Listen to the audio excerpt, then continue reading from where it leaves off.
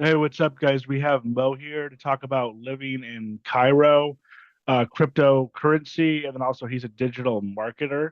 So, how's it going today, Mo? How you doing? Everything is good. How is you? Everything's good. So can you tell us a Awesome. little bit about yourself first, and then we'll go from there? Amazing. Okay, everybody. My name is Mo. I'm 27. I live in Cairo, Egypt. Born and raised. I come from a very, very humble background. It started off with me just working a normal 9 to 5, like each and everybody of us. I was working as a customer service agent in a very well-known telecommunication company, basically Vodafone. But I was serving the clients in the UK. So that's how I started professionally.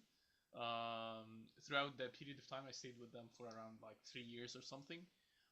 Throughout that period of time, I learned quite a lot of things, and I was lucky enough to get promoted into several positions and all of that. But it was like an on loan type of position, meaning it was for a short period of time, due to the fact that I was an outsourced employee. I was not like an in-sourced employee. So all of the kind of the promotions, anything like that, it takes place for a short period of time, and then you get back on queue. But the thing is, I reached the point where, and I think like many of us reach similar points, where I thought to myself like, I think I know everything. And after that, I decided to take a leap of faith, and I started my own business at the time, which was a completely fatal mistake. Because the timing, I thought, as like an employee coming into this, I thought that the timing was way off. Because I started during COVID, and I really needed the money at that time, because all of the companies where there was like layovers here and there, and had lots of issues financially and all of that. But despite the fact that looking at this from an employee perspective, this was a really, really bad decision. But looking at it from a business perspective, this was probably the best decision, because the timing was spot on. Because what we had at the time is that we had so many businesses, as I mentioned, and as you all guys know, they were doing all of these layoffs and all of that. But all of these businesses still needed the kind of service of the customer service, but they didn't have the infrastructure to do this remotely fast. All of their customer support were on site, and people were working from home. It was not as easy to get this started. So our competitive edge was that we were able to set all of this up in under 2 weeks and start go live. So we did that, and in 4 months, we 20x the business, and then I exited it. And then after that, I made a series of bunch of stupid financial decisions that I both regret and very grateful for. And then after that, I decided to, okay, now I did some really stupid shit. It's time to learn right now. So I decided to go ahead and start learning, and decided to learn a little bit from my mistakes and all of that. Started studying business a little bit. I studied marketing a little bit. And currently, I am a full time digital marketer. And I think that's all for now. Okay, cool. So, did you go to college? Yes, yes, I did. I graduated from the Faculty of Arts, the Department of English Language and Literature. Where is that? That's here in Cairo. It's a university called Ain Shams. Okay, cool. And then what were you doing at your job? Your Which first, one? the first corporate job. Yeah, that was normal, like customer service, on call type of call center type of thing. Okay, and then but you moved up in that, Yes, yes, I got and promoted into being a recruiter, and then I went back, then something called an SME, which is like the subject matter expert, basically someone who knows like a little bit of the technical stuff. And then an assistant, and then a manager, or like team leader, then a trainer, and then I quit. I couldn't take it anymore. yeah. and then you started your own thing. Okay, so Yes. let's just start off with living in Cairo. So like when I look at Cairo, I mean honestly, I kind of think of it as like this Sand. ancient what? Sand. Yes. Yeah, sand, and then also like the pyramids, because you can like literally see the pyramids from where you're at, right? Yes, yes, I live nearby, yeah. But I also think about, and this is true for like a bunch of countries, I guess, but like as just kind of like an ancient country which has been around forever. But like when you actually look at the city now, like it looks obviously like a modern Yes. city, correct? So It what's it has a like? I know it's has a kind of modern touch right now. yeah, I know it's kind of hard to like probably describe your like day to day or whatever, but what's it like living in Cairo? Like because I mean it just seems like a world away from where I'm at. I have no clue what it would be like. I've never Yeah. been or anything. But yeah, what's it like living there? What do you do on the day to day? What do you guys do for fun? All that kind of stuff. Yeah, sure, sure. Mm. So basically, there is like no transportation. We only use camels and horses. Really? uh, I'm joking. No. Oh, okay. How would I describe Cairo? Okay, well, first of all, let me teach you something. Uh, when you talk about Egypt, the capital um, state, or if you are familiar with the term state, the capital state is Cairo, but Cairo is quite close to another state which is called Giza. Both are like literally a few steps between each other. Okay, but the thing is, the pyramids are in Giza, which is like this kind of other state, and Cairo is like another state. The kind of the the the differentiator between them is the Nile in the middle. So on this side you have Cairo, and the other side you have Giza. So that's the first thing. That's the differentiator geographically. But if you want to really consider what is it like to live there, I will need to tell you that the total mass of the entire country is around 100,000 kilometers square. I don't know how much in square foot that it would be, but what I want to say is that the total population of Egypt is 110 million, and around 20 million above that people from like other countries living here. So we have a total population of around 130 million people, and we're only consuming or living in 7.5% of the total mass of Egypt, right? So it's a very, very busy, crowded area. Yes, and around 50% of the total population, including people from other countries living in Egypt, around 50% or more living in both Cairo and Giza. So if you want to like kind of imagine this, it's like if you're familiar with New York in the U.S., the Times Square, I want you to imagine the Times Square where there is literally no place to stand in the Times Square. This is how it is.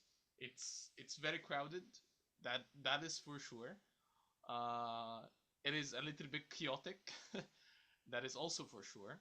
Fun fact, by the way. You know the crossroads, like the normal kind of crossroads. These kind of things they rarely exist in Egypt. They like they are only available in highly highly dense areas that are like the kind of the areas where most tourists head to. Like any place around the museum, any place around the pyramids, stuff like that, you would find the crossroads. But normally, around the entire government or like the entire country, it's quite rare to find the crossroads. So how do we cross the road? We just cross the road. It doesn't matter if there's like a traffic light or anything like that. It doesn't matter. You just wave and you try to stop the coming vehicles and you just cross the road. That's it. Yeah. That's that's quite Have different you from other countries. have you been anywhere else? Like have you been to America or I've been to the UK, but that was a very short trip for I think 3 or 4 days. and that was when I was in Vodafone. I got recognized there. When you were on what? I was in Vodafone when I was working at that corporate job. So Vodafone is something like AT&T in the US or Verizon, stuff, something like that. It's a telecommunication company. So yeah, when I was working there, they had like a program where the top achievers get to, you know, travel to the UK and go for a quick trip provided by the company at the time. So I was one of them. I traveled there for, again, as I mentioned, around 3 or 4 days. Quite a shock, to be honest.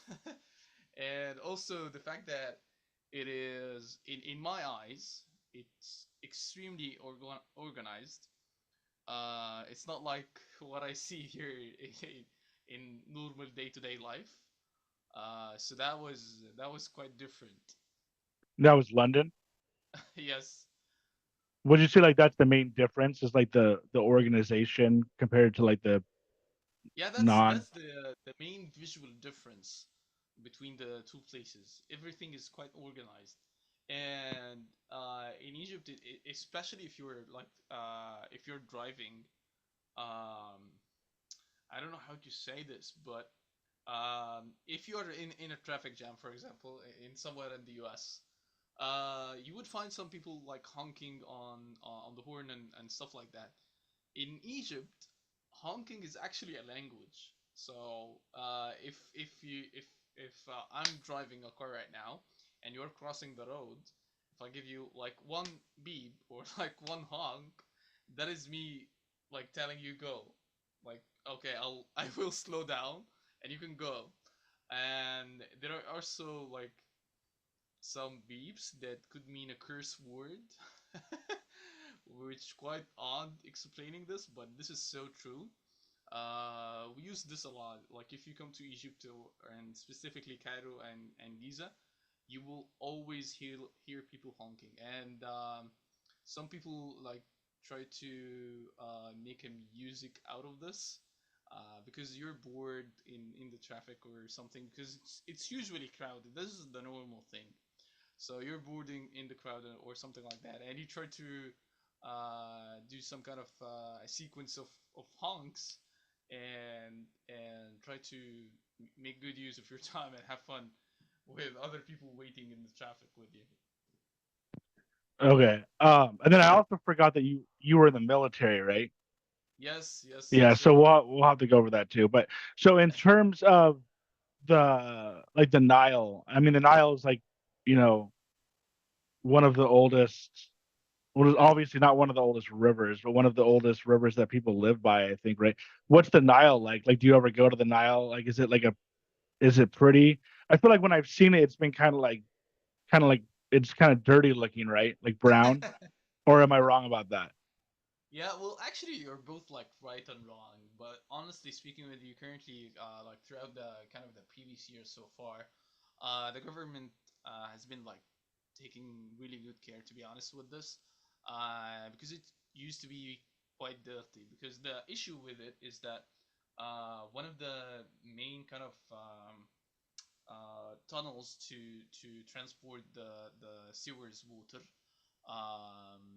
was it had like an issue, so it was actually putting all of the pollution inside the Nile. So that was a major kind of mistake. But this has been fixed, and this was like 4 5 years ago, something like that. So throughout the previous period of time, it had like a lot of shit in it, but the water inside it goes through stations where it filters all of the waters that delivers it to the homes and all of that. But yeah, I would agree with you that it used to be dirty, but currently in most places it's not. That has been fixed. But the thing is, it's I don't I don't know if I can say this, but I'll say it anyway because it's true. It's just some people got used to the fact that it's dirty, so okay, I'm going to throw the trash in there. So that was something that is habitual. I would honestly say still that this is no longer taking place as much right now. There's been some improvements, so that's a good thing. But yeah, it definitely used to be quite dirty, but yeah, it currently looks pretty good. And one of the things that they did as well, if you're like by the beach, you have like this what is it called? There's like this long wooden walk on a beach or something like that. Yeah, like a boardwalk. Yes, yes. They built a few things similar to this on the riverside, and it had lots of cool cafes and all of that. It's quite good, to be honest. Yeah, yeah. Yeah, I shouldn't have I didn't really mean dirty, but I've seen like a lot of rivers that are like brown. Like I saw one like in China that was brown, or even the Amazon River, I think I Yeah, heard. But like it wasn't dirty. It's just yeah, brown. Like it's just like I guess it's just like natural sediments yeah. or Part mud of or it is whatever. like the color part is it's definitely currently like anywhere between blue and brown. But the reason behind it might be looking a little bit more brown is due to the fact that it's at the bottom of it, it's full of what is it called? The ground for Like um, sediment or yes, yes, yes, stuff like that. But it's for the growing trees and all of that. What oh, is it okay. called? Oh, like fertilizer or No, not first fertilizer. The land itself, the green land. You know Minecraft? no. Oh, that's too bad. It's But it's fine. It's fine. basically like natural Yeah, yeah. sediment. It's not like yeah, It's yeah. natural. Yeah, yeah. But so in terms of the country, is it primarily like a Muslim country or Yes, it is. Yeah. okay? And then like how are the laws in terms of that? Like are they pretty strict on being Muslim and all that? Or No, no, no, no. Egypt is like quite a civilized country in comparison to lots of other countries in the Arab world in general. That's how I would see it. And the thing is, with that, it's not as like really strict as many countries because we do have lots of people in our population with Christian background. And also, one of the things that you would find here in Egypt, and you would find this almost everywhere, beside every church, you would find a mosque. Beside every mosque, you would find this church. In a very, very close distance, you wouldn't find like a church in this town, and then a few miles away, you would have like a mosque. No, this doesn't happen because the way that our society in general has been structured, it was not based off what is your religion type of thing. No, it was not based on all of that at all. Regardless of your religion, regardless of your color, when it comes to your skin, anything like that, we are all the same. As long as all of us are Egyptians, it doesn't matter. Even if you're a foreigner, it doesn't matter. Our The thing is with our culture, it's a very hospitable culture. This is something that is kind of innate within all of us, despite your background, whether you're a Muslim, Christian, black, white, whatever.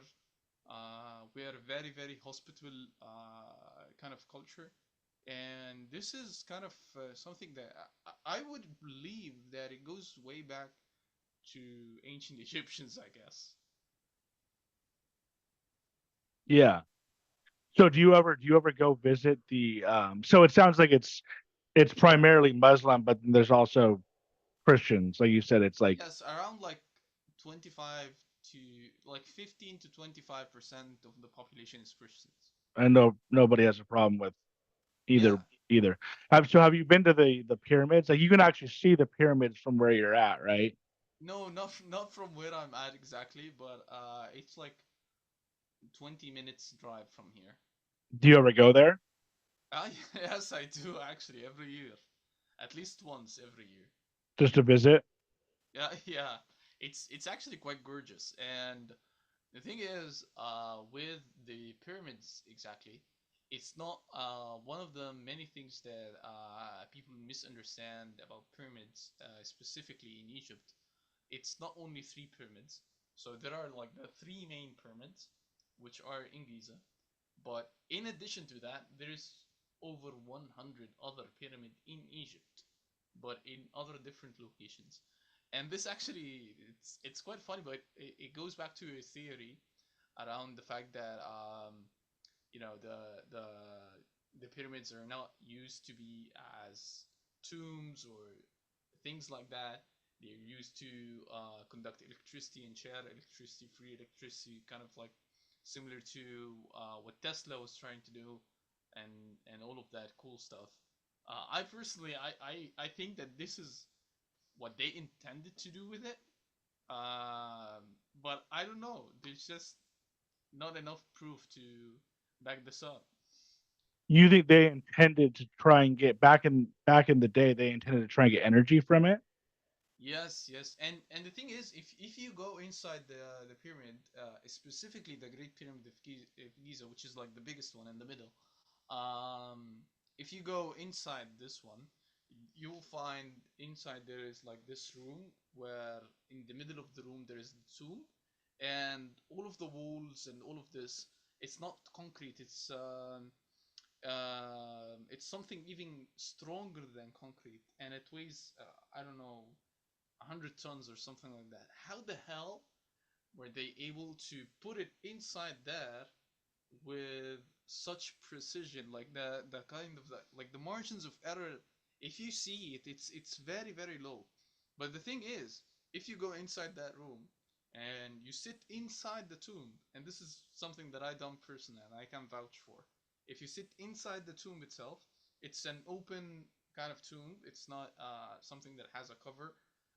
The cover was a stone and all of that, and it's empty from the inside. But if you sit inside that place for around 5 minutes, you will feel a total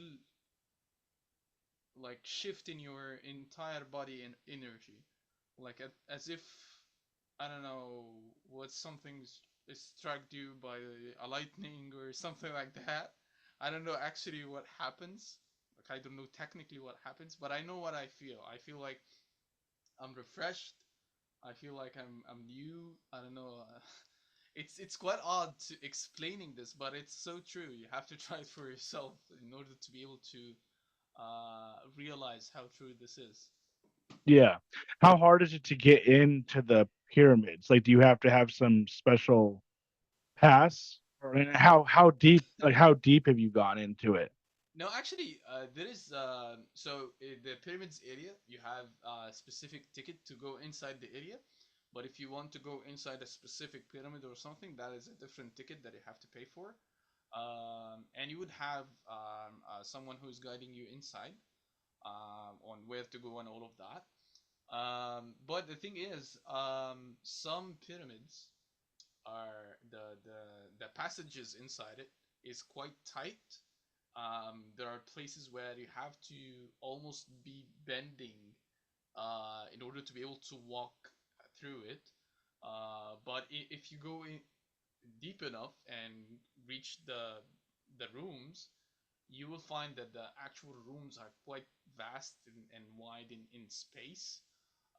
But they limit the amount of people that go inside in total. Like, let's say if the total number of people inside is 10, then other people outside will need to wait until at least like 4 or 5 come out, and then other people can join in. And the reason that they say is due to the fact that there's like kind of limited oxygen inside, so they're afraid maybe people will suffocate or something like that. And you would feel it. You would feel a huge pressure on your heart and chest, especially when you're entering first. But then as you go in and enter the rooms, you will feel like it's normal. So you've been pretty deep inside it. So what are your thoughts on, you were saying they were trying to kind of like create energy? Is that what you think Yeah, that like way thousands of years ago or whatever? yeah. What were they trying to use? What do you think they were trying to use the energy? Like how are they trying to use the energy in terms of? Well, I don't know actually. I have not thought about that before, but what I do know is that the three pyramids of Giza, the three main ones, in regards to the star alignment, each and every one like it's is like aligning perfectly with something in astrology that is called Horizon's Belt. Like Horizon's Belt is something in the sky. It's like three main stars. Each and every one is aligning perfectly with each and every pyramid.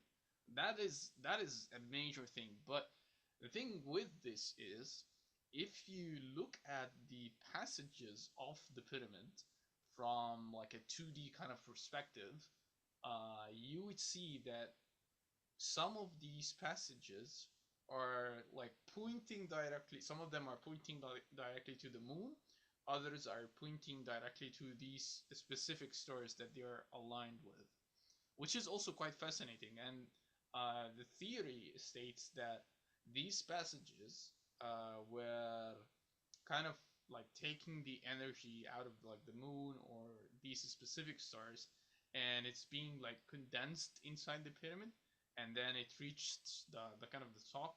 And the kind of the thesis or like the theory states that the top of each pyramid was gold, and gold is a very good conductor of electricity, as you know, and it used to transmit the energy.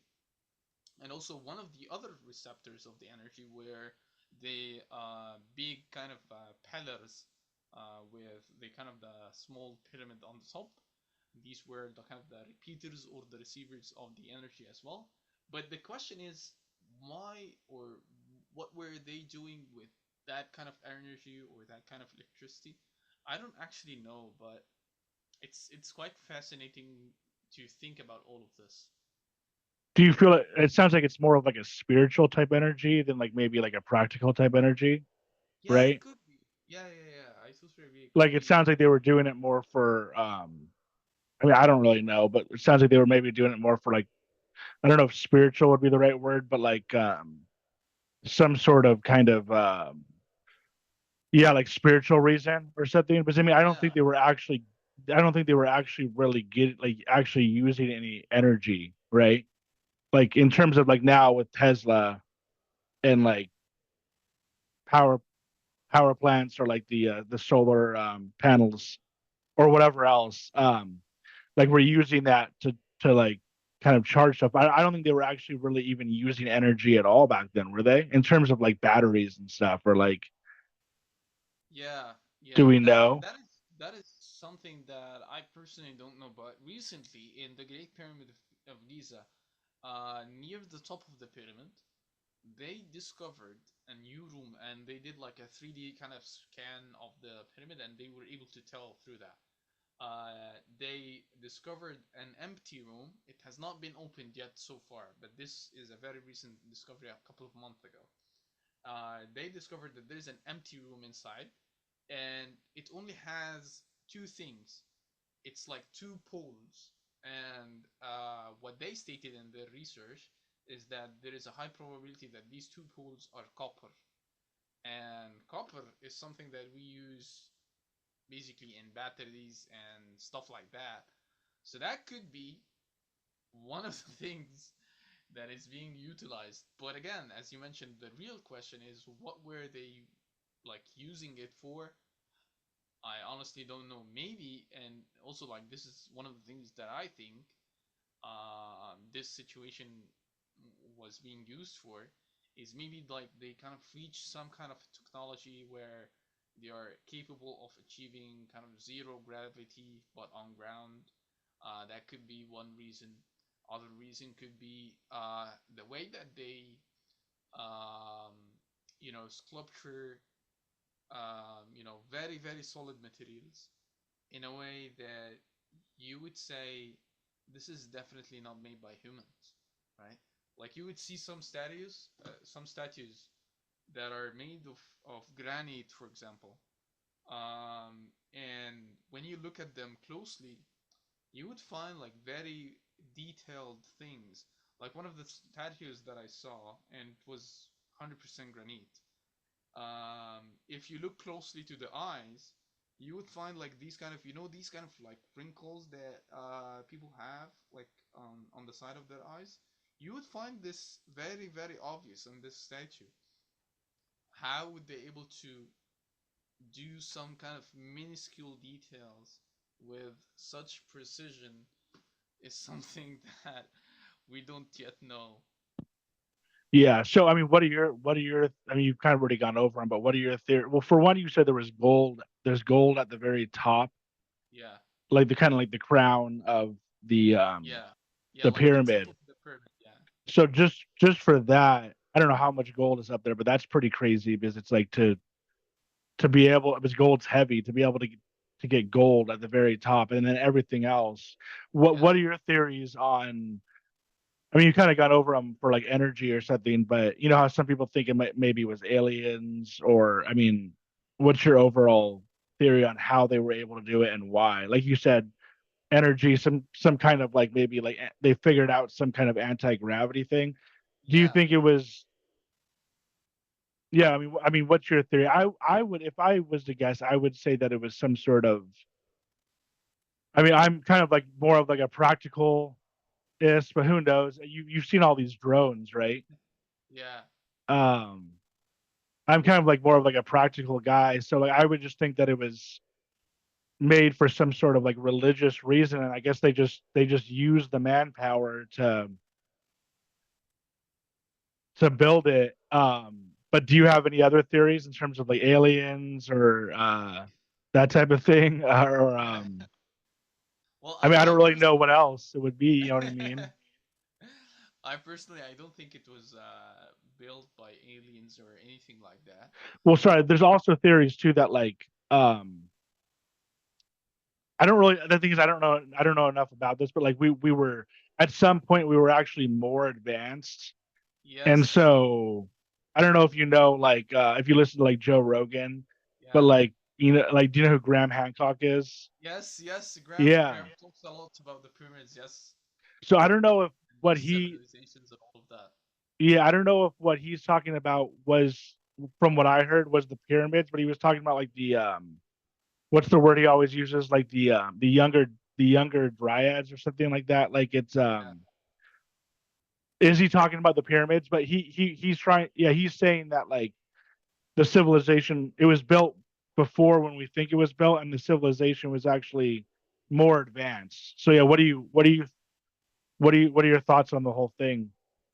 yeah. I did listen to this by Graham Hanks. Is a great guy, and I honestly it got me thinking a lot because if you look at the pyramids and when you're there and you look at it, it's quite it's definitely quite fascinating and everything, but the thing with like building a pyramid, if you miss just one spot, one little spot at the bottom, the whole thing when you go up, it's completely messy, right? And also to add to that, it's not a four-sided pyramid or like a four-sided triangle as many people perceive it to be. It's actually eight-sided. There is a very small angle that is pivoted inside on each side. So each side is divided into two sections of the pyramid. So you have like the four main sides, and each side is like pivoted a little bit to the inside. So you basically have eight sides, not just four. So all of that, with all of that being said, and all of that precision, I still don't think like this was built by the pyramids. Maybe I definitely agree with Graham that there is something happened and we reached some kind of a reset. That could be it. There's definitely some lost civilization type of thing that took place. But my thought process around that is that also one of the things that were quite convincing to me personally about how the pyramids were built and all of that is that also this was something that was kind of like recently discovered that there was another passage of the Nile River that was very close to the pyramids, which supports two theories. Theory number one, that they were kind of doing some electromagnetic energy and like conducting energy through the water. So that's one theory. The other theory, which was related to how the pyramids were built, at the time there was no like high dams to prevent floods and all of that. There was nothing of that sort, so there was always a continuous flood of water. And my thought process around that is that they utilized this, and they had some wooden boats on on the top, and these wooden boats go inside a tower. And when the water is, kind of like filling this tower, the water level rises, and that kind of boat rises on the top, and that boat has like the stones and all of that, and then they kind of like take it and put it on the surface. So that was a very good theory, and it's quite logical, to be honest. It makes a little bit more sense of how the hell they did this. But still, if you kind of like think about this logistically, it's still hard. It's not easy. So I don't know, to be honest. But Yeah, it's so you're very, saying very like interesting thinking about all of this.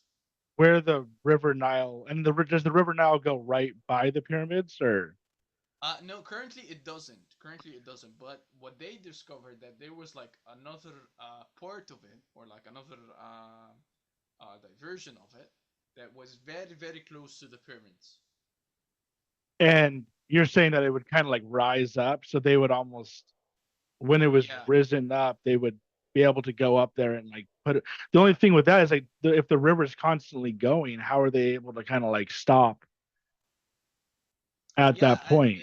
and the theory states that they used to like direct the water towards a tower, and when that tower is filled with the water kind of like it's like a water elevator type of thing.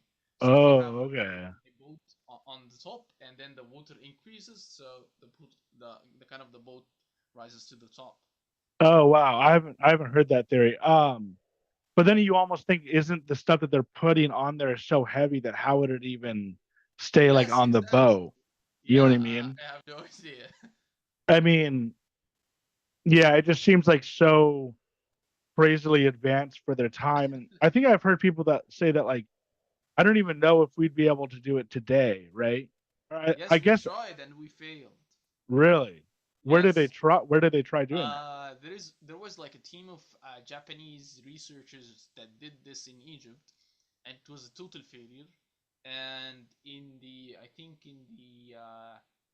in the 70s or 80s, something like that, there was another team of researchers that tried to do the same thing, and they were multinational, like people from UK, people from the US, people from different places. They tried to do the same thing, and they tried to pull it and do all of this. It's quite hard, and the thing is, if you look geographically speaking at the place of the pyramids, it is also built on a hill, like it's already above the ground, right? So if you want to make it on an like and like push it on an incline, once you reach the top, you will have to go like 1,000 miles to have a proper incline to be able to push all the way through. So I don't know. It just when you keep thinking about it, you always reach your point where this doesn't make any sense. Yeah. And this was all, I mean, so I think that now, like, they believe that this was all built kind of like for religious purpose, like To I guess bury to the like, kings to and all bury of that. the pharaohs, right? Yeah. Yeah. And so, have you been able to see was that pretty much all it's built for? Is just to bury the, This is what we know, but here's the thing: we never found any body inside any of these pyramids. at So all? that also like emphasizes on kind of the theories around why the hell were they built. If it's a tomb, where's the body? There's no body. Yeah. I would almost think that like, I mean, I don't, I don't know enough about this, but it's like, I would almost think like maybe it's been so long, like the bones are gone, but like Yes, exactly. bones It's never, millions of years. Yeah, bones always stay there, right? Like bones yeah, don't evaporate over time, right? yeah. And the way that they actually bury the kings, it's not just the bones that stay, it's actually the bones and the flesh and even the hair. Oh, because they have them like mummified or whatever, right? Yes, yeah. But so they, it's kind of weird that they say that that's what it was used for, to bury the, was it kings or was it pharaohs? Yeah, you can say anything. Kings or I just pharaohs? say kings. Yeah. So the, so they say that they used it to bury the kings, but there are no, they haven't found any kings there. Yeah. Have they found like the kind of like the No, mummy not wrap? even a mummy, or not even a sarcophagus. Really? Nothing. So Yeah. then why would they even say that if they haven't found any? Because we found like the tombs, but it's empty. Like the kind of the sarcophagus itself, but without like the cover of it, and nothing inside. What, did they have any explanation for that? um, Not much. Some like archaeologists say that it was like stolen. Others say no, it was not buried here. That was just a gimmick, and it's like buried somewhere else. No one knows where's the truth. Wow. And then And one of the really interesting things, especially about the Great Pyramid of Giza, if you go inside, like there are two levels. You go to the top or you go to the bottom, right? And if you go to at the top, you reach that place where I told you if you like sit inside that kind of box, that granite box, you feel like the difference. But if you go downwards, there are other like passages or like other, I don't know, like doors or something. It's very very tight. Like a normal person wouldn't be able to crawl even inside them. But nobody's allowed to like talk about that or enter that. So nothing is being told about that specifically. So that also, in it of its own, is a totally different story that no one knows much details about. And the like thing is, they're keeping it yeah, go like, ahead. they're keeping like certain areas of it private, like Yeah, nobody. And who yeah. who's like in charge of that? Is it like the Egypt It's like the government? Ministry of yeah, the Ministry of Archaeology and all of that, Archaeology Ministry. They just literally won't let any information out about. Yes, And then yes. how deep are you able, when you go to visit it? How deep are you able to go? Like, so can you literally go to like the very? Are you able to go to the very top? Isn't there? It also No, you goes don't go to the very underground too, top. right? No, no, no. There's nothing at the top. No, there is nothing at the top currently. Not even like the golden tip and all of that. Nothing is there. So But where is everything? Is it mainly just the bottom yes, floor? Does it go you go below? inside. For the Great Pyramid of Giza, you'll have to go outside the pyramid. You'll have to climb a few steps. I think like maybe six, seven kind of levels, which is approximately, I would say, around maybe 5, 6 meters in height. That is what you climb outside the pyramid in order to be able to get to the door that gets you inside the pyramid. And when you go inside, you will find like two directions. Um, One direction to go inside and then to the top. This is where you reach this room, and then you go back, and there's another passage where you will have to like be bending a little bit in order to go a little bit deeper down, and you'll be finding this place.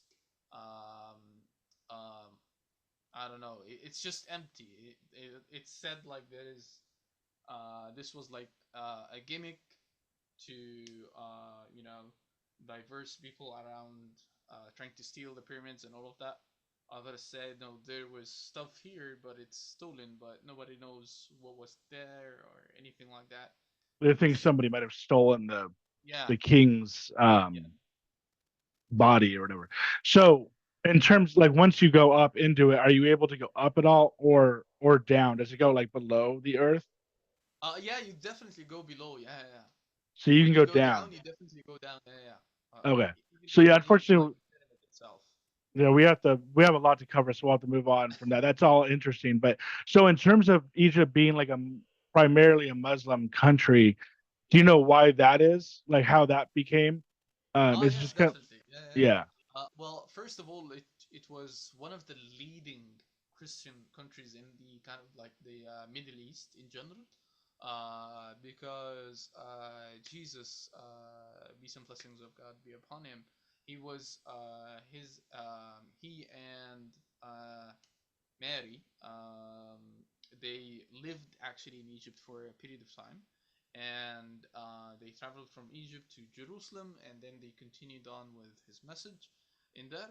But during that period of time and after, Egypt was generally a Christian kind of population.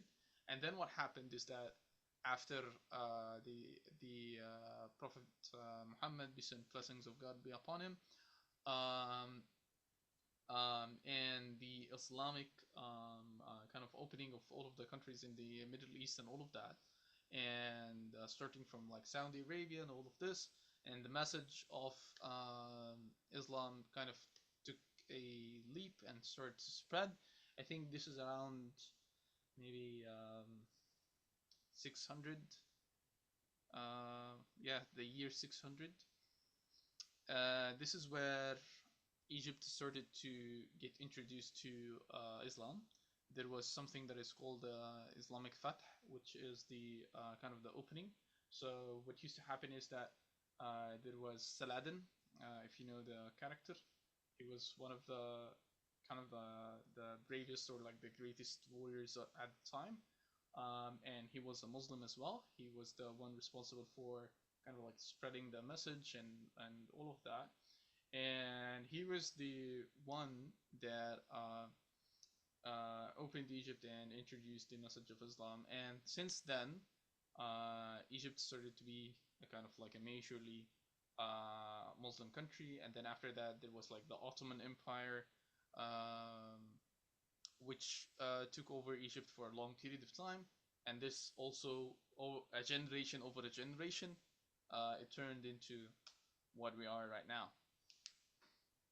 Okay, so it's just been kind of like a natural process over time. And then I Yeah, didn't know that Jesus went to Egypt. Is that like a yeah. different? Is that like a? Is that kind of Not like many a? people know about this. Is that in the Christian Bible too, or is that only like a? Is that No, it's separate? Is that? definitely no, it's definitely in the Christian Bible because he was in Sinai. Sinai is a peninsula, a semi-peninsula in Egypt, and I think they stayed there. I'm not quite sure for exactly how long, but I do believe that they stayed there for quite some time, and throughout that period of time, the message of Christianity was starting to spread, and actually the church that they stayed at is still existing to this day, and it's here in Egypt in Sinai. I personally I went there. Okay, cool. Yeah, I actually do remember Sinai. Do you hear those noises? No, I don't. Okay, good. Was there they're like doing something out there that's like making like noises. Luckily you can hear it. Um, how's the sound and the video quality, by the way? It's cool. It's cool. In general, Everything it's is good. perfectly fine. Okay. Yeah. So yeah, I do kind of remember Sinai in the Bible. Um, but I don't think that I probably just didn't realize that was Egypt. So Sinai, he traveled from Jerusalem, Israel, all the way to Egypt, which is pretty far, right? Yes. It's And quite he, close. Like Sinai is quite close to Jerusalem. Uh, but the thing is, they were like either walking or on a camel or a horse, something like that, which is still like this is like a huge kind of passage that they took. yeah. And do we know why he was doing that? Was it like kind of like to preach the gospel or something like that, or I'm not quite sure. I don't quite yeah, remember the story. I'm yeah. sorry. Okay, so in terms of we have a lot to cover here, so I'm trying to like move forward. So in terms of the nightlife there, I think that I visited, I think that I saw your Instagram. If it was you, because I looked up your name and it looked like you were kind of like at clubs and stuff like that, right? How's the is that would that be you? Yeah, I think this was not me. I don't think so. Okay, maybe it was somebody else. I just Instagram or I just Googled your name to Yeah. see if more about you, and the Instagram came up. But so you don't do like nightlife, like clubs and all that kind of stuff. Well, it does exist. It does exist, But and that I but think that wasn't you though. I did go to a place, which I later on realized that this was like a night bar or something like that, and I didn't go there again. But it was a nice place. To me personally, I don't drink, so and in addition to it being part of my own religion, as drinking is kind of prohibited. In addition to that, I personally I don't like it. With full honesty, I tried it. I didn't like it. Yeah. uh, so to me personally, this is not like how I operate. I don't like that. Um, but yeah, in regards to nightlife, in any place almost in the world, but I would talk about Egypt specifically, nightlife does exist in all of its form. But what I would say specifically about nightlife in Egypt in general and in Cairo and Giza specifically, um, I'll tell you what. If it's 10 p.m. your time, would you find people walking in the street? Yes or no? Yeah. You would find a lot of people walking in the street. Well, by me, no. But I mean, depending on where you go. Like if you go to like a if you go to like a nightlife type area, you probably would. Yeah. Well, it's the same thing here, but the difference is everywhere at night is alive. Like Cairo is very live at night, and my definition to at night is anywhere between 10 p.m. till 4 a.m. Uh, you would still find a lot of people in the street, and this is not something like as you mentioned in like places where like it's like the nightlife there and all of that. You know, this is like in very occasional and normal places because we are a very family kind of oriented type of culture, and if we party and do all of that, we don't do this on a small scale. Usually it's usually on a big scale type of thing because we have our friends and then our friends have their friends and our friends have their friends and all of that, but all of us come together because it's quite innate to our nature of being kind of a family oriented type of culture where everybody's happy, everybody's having a good time, and all of that. So you'd find cafes, and even if you're like in a very kind of like normal place, not like a nightlife place like downtown Cairo or something like that, you would find still cafes still open, and they have lots of people in there after 2 p.m. and after 3 p.m. Right? And this is quite normal because the way that we see it is that like the cafes specifically, we have lots of cool games as well, lots of board games that we play, not poker. This is all like part of us communicating together. This is all part of the kind of the family culture that I'm trying to explain. So it's quite of like a close kind of culture type of thing. So yeah, that's how you would be feeling about it. You would feel like it's very alive, even like very late at night. Is drinking like allowed there? That type of stuff? Drinking, smoking, gambling. Gambling is not. I think it's not legally allowed. But if you are a foreigner, like if you're like not Egyptian, it is allowed. And also drinking is allowed, legally, but you must not drive if you're drinking, and you must not do it publicly. Like you shouldn't be like walking in the street holding a beer and drinking it in the street. No, if you're like in a bar or something like that, okay, that's fine. But if you're like walking down in the street normally, you shouldn't be like holding a Jack Daniel's bottle and and sipping from it. No, that will get you in trouble. That's pretty And much the same as here. What about like smoking drugs, stuff like that? I'd say like this is kind of pretty contained. It's not like a huge part of the culture. Um, that's what I would say about it. But if you want it, you will find it. This is what I also would say about this. But in regards to smoking, it's usually shisha or cigarettes. Actually, okay, let me show you this. Just 1 second. Are like are do people smoke a lot? Yeah, we're definitely heavy smokers, yes. Like But cigarettes? it's usually shisha, like the hookah type of thing. What about like Uh, cigarettes? and yeah, if you can find like the shisha, you would definitely go for cigarettes, e-cigarettes like vape, um, anything like that.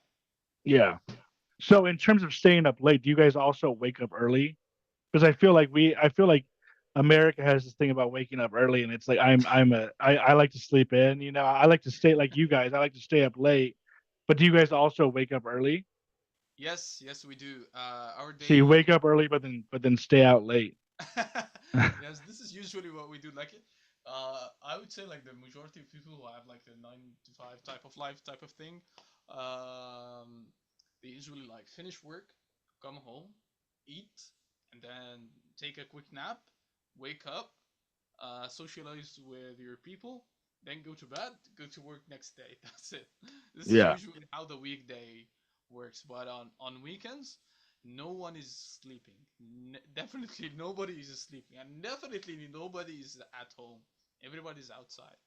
And Yeah. here's the thing about weekends as well, because weekends is different from the West, like places like the U.S.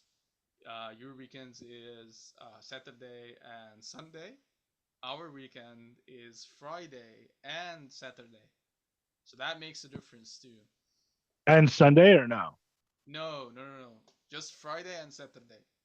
Is Sunday like the Sabbath or for you No, guys? Sunday is actually a working day here. Oh, Yeah, so Friday and Saturday is your weekend, and then you go back to work Sunday through Thursday. Thursday. Yes. Oh wow, I don't think I knew that. Yeah. So you wanted to go over like the scamming too if you visit Cairo, Ah, yes, definitely. right? Yeah. Well, I just want to preface this by saying, even me as an Egyptian, I personally do fall to these things. But I'm here to kind of like save yourselves, guys, and not fall into these traps. So the very You first fall into them in terms of being the scammer or being getting the scammed. victim. Being the victim. Okay, okay. Yeah. Okay. So the most popular one, the truly the most popular one, when you go to the pyramids, again, as I mentioned, the the entrance of the area itself, it's a ticket, and the entrance of the pyramids or specific locations, it has a different ticket. Okay, and here's the thing: the place is quite big and like vast. Uh, so you would be doing lots of walking. And if you're someone coming from the West or UK, Europe, or whatever, you are probably not used to it being quite sunny. So definitely number one, definitely get a hat. This is a number one thing to get.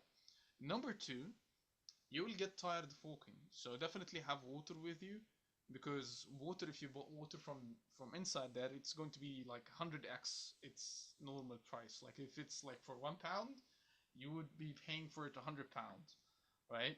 So $100 for like a bottle of water. so definitely get water with you. Um, and when it comes to taking pictures and all of that, you would find people approaching you, telling you, "Hey, picture, picture. I'll take you like a good picture of you and all of that. And don't worry, it's free. Don't worry, and all of this." And then you like give in, and you end up like giving your phone or them having cameras or whatever the case is, and they took some photos with you. They will get you back your phone. They will return your phone, but they will be on top of your head asking you for money, despite the fact that they said it's for free, right? So be very cautious and careful of that. If someone approaches you and asks that they will be helping you with, like taking a few photos for you or something like that, just decline. Just happily decline. Get yourself a 360 camera if you got one. That would be very cool in there. Or get yourself a selfie stick. Selfie sticks are allowed, so that would be nice as well. Um, yeah, that would do it. Don't let anybody help you in that location. Outside that place, you would find lots of Egyptians that are very friendly and helpful. But I'm telling you, inside this specific location, there's definitely scams everywhere. And the most popular scam in the Giza area near the pyramids. As I mentioned, you will have to walk a lot.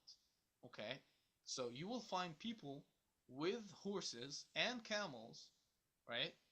Telling you, okay, we will like do a camel ride, and we'll go around all of the pyramids. We'll show you this, we'll show you that. We'll have a nice ride and all of this, and we'll accompany you with all of this. We'll take nice photos and all of this, and they will say, like, let's say you would agree with them on, I don't know, let's say $50 per person, for example. Okay.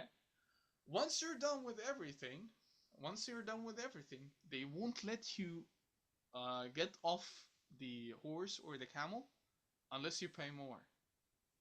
So this is like truly the most popular and the worst scam that I personally fell into.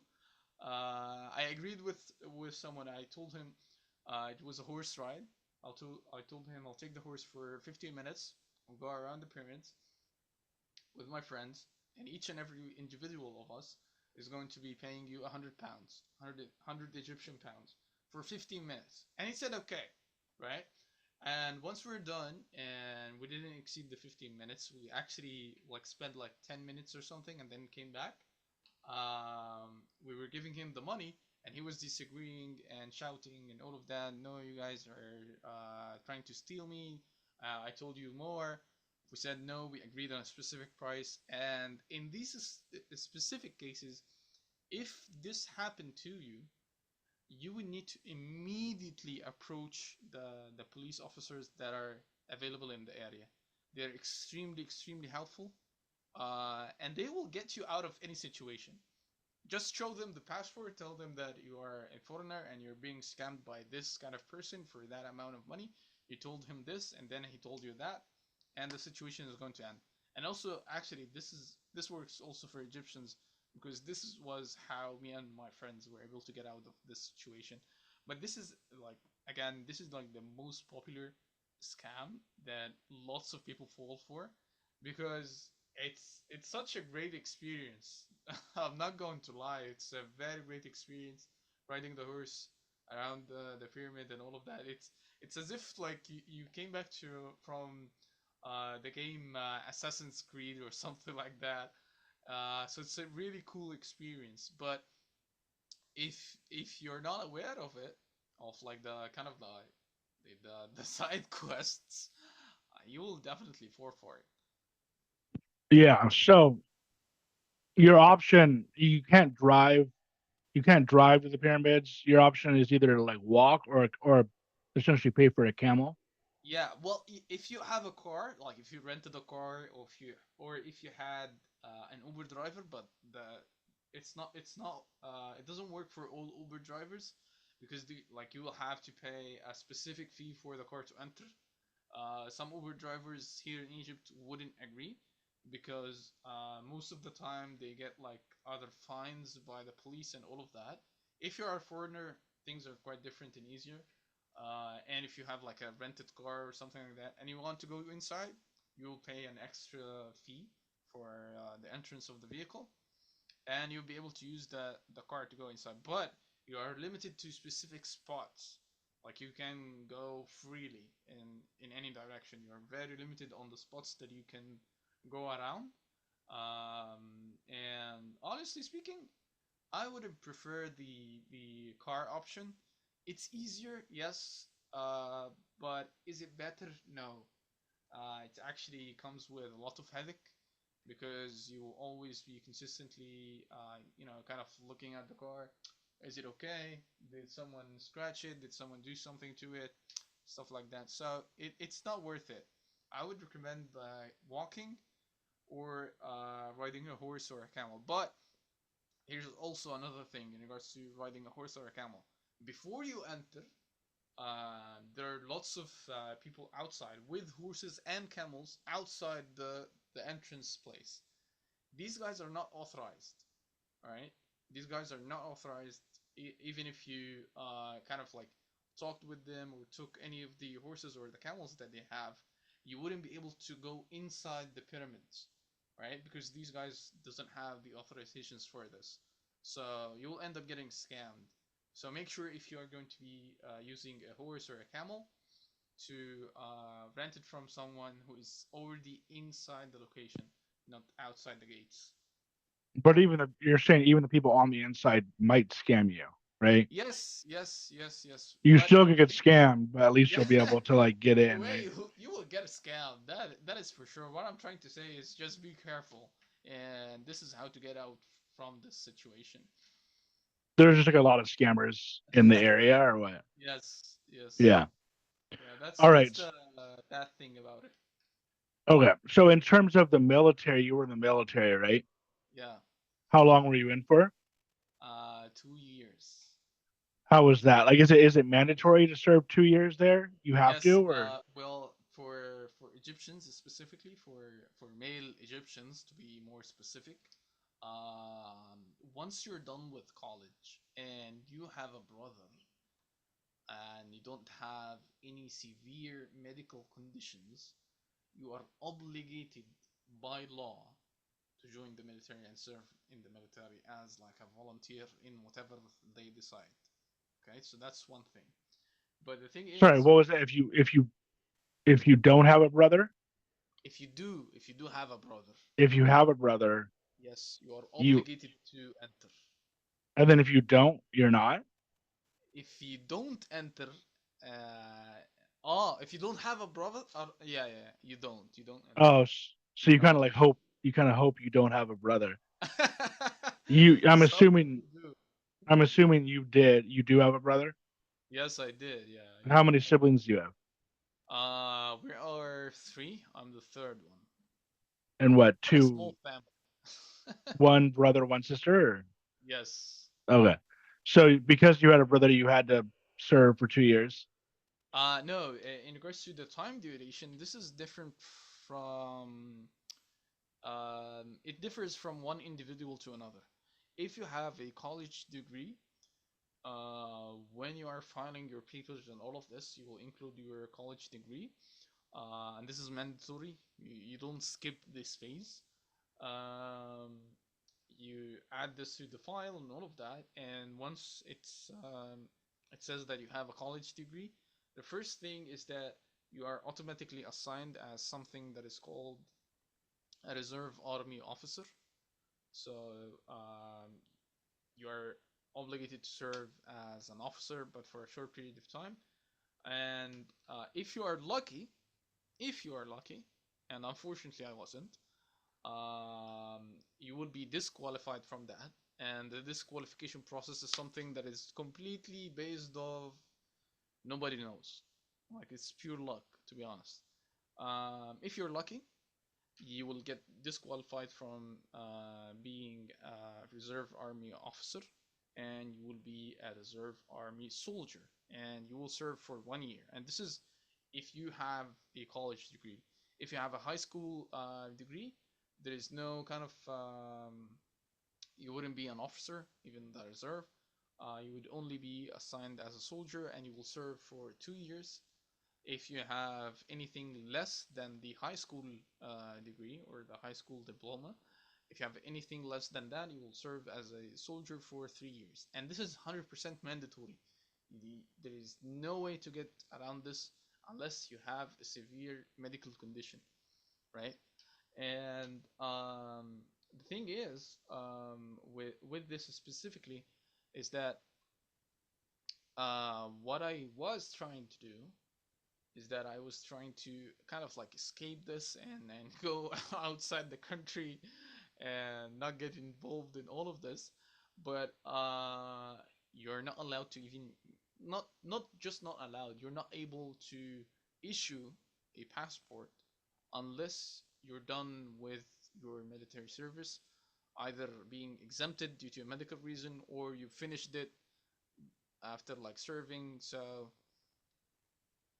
it's a lose lose type of thing. Like you will get it no matter what you do. So did you have to go to war, or what did you end up doing? No, fortunately not. But one of the main reasons that I think did quite like support me in becoming like the reserve army officer was due to the fact that my college was the major in my college was another foreign language. So foreign languages or and it's this is something like also in the U.S. Army. It's called being a linguist or a translator, basically. This was like majorly the kind of the key reasons behind that, and I served the majority of my service as a translator, basically. Um, I got to see lots of people from different places, like places from the U.S. Army, from the UK Army, from the French Army as well. I spoke with lots of cool people and translated lots of cool conversations around that. But no, I didn't get like involved in any kind of like wars or anything like that. In Egypt, we don't have anything like kind of going on right now. So yeah, that was good. But the training period, that was hell. That was definitely hell. Hell on ground, definitely for sure. I would say this from the deepest part of my heart. Yeah. So who were like when you guys do go to war? Who do you tend to go to war with? um, I'm not quite sure if I should be answering this, but yeah, I would say this. So historically speaking, Egypt's kind of like biggest rival was mainly the UK. And then what happened in the 50s, there was like the Kingdom of Egypt all the way to the 50s. And then what happened is that we were also still ruled by the UK kind of power. And then we overruled them by a military kind of transition. And then from that period of time till that moment, the kind of the main enemy of of Egypt, military speaking, is Israel. Are you guys still at So war far, with them? so far to this point, as we speak, nothing. No, we have like a peace. What is it called? Like a peace agreement between both of us, and everything has been fine ever since. And that was done, I think, in the 70s or yeah, the 70s or the 80s. Okay. So yeah, I don't know how much more you can go into that or if you even want to, but I think that would be enough. okay. So yeah, so moving on. So now that I think we covered all that stuff. So you started working corporate jobs, you worked your way up, you left, started your own company, 20x that company, and then you said you you either I quit sold that it. company or you sold that company and then you Yeah. lost a ton of money in crypto. So, right? Yes. So can you go over the crypto part of One that? word, one word, and one word only. Luna. Luna Yeah. I lost a lot of money. I in lost a lot. Luna, Yes. It which I was. don't know too much about Luna. Like I know like Bitcoin, Ethereum. Luna was one of the kind of. It was portrayed as the kind of the next Ethereum or like the next Bitcoin stuff like that.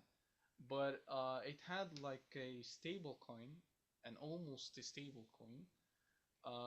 But the thing is, the kind of the founders behind it were a bunch of scammers, and it went to zero.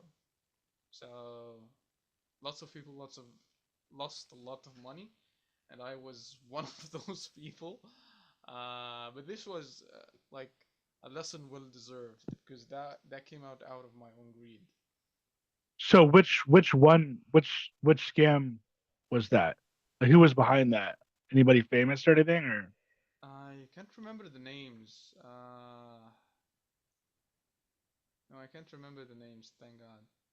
Because I don't know too much about that world, but I know I've heard that. Do you know who like Logan Paul is and Jake Yeah, Paul? yeah, I've heard that they've been behind some scam coins, and then just I don't know if you heard, but just recently, I don't know if you know that Hawk Tua girl. yeah. You heard She about was her? a rug pool as well. Yeah. So I guess a lot of this stuff has been going on, and then there was the SBX guy, the Yes. or what? No, it's not SBI, SBF, right? Yeah, Sam Bankman-Fried, right? I'm What Bakeman was Free. his company though? Do you remember? Uh, Um, I don't remember. Yeah, but I do know the guy. Yeah. yeah. So I guess there's been a lot of these scams going on, and you're definitely not like the only one. But what did you like? Did you just put it all in Luna, or what happened? Like how did that happen? It was around like 90% of my portfolio in Luna. So And they that was just a mistake. totally scammed you? Yeah, that was definitely a fatal mistake. But the thing is, it's like at a period of time, I was like profiting, so it was good, and it was promising. And if you read like the white papers and all of that, and it's also my fault because I had zero knowledge about any of this, and I still like to this day I'm not quite like an expert of this. I know a few things. I know a few things to look at, but I was not like um, I was not like fully immersed in each and every detail and understanding of all of the situations. So that was also a mistake from my end that I currently avoid doing. I research everything right now these days.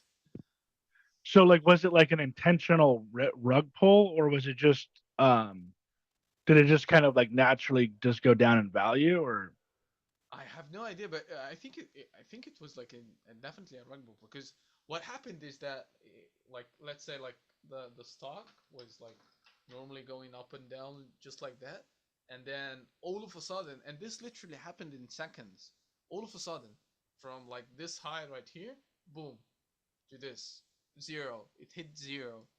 That was a major thing. It crushed me to be honest, but I deserve it. I and when deserve was that? it.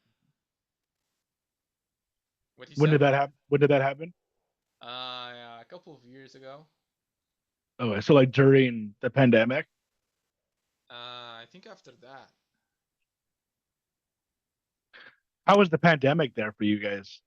Was it pretty bad?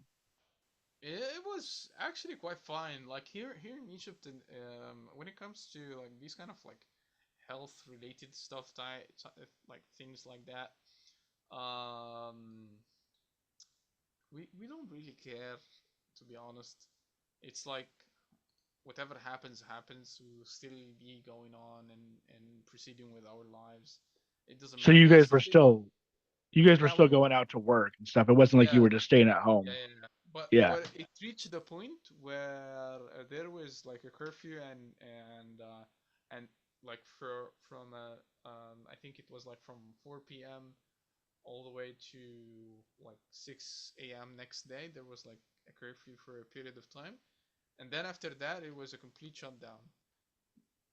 But I think this didn't exceed like a month or two Yeah. maximum.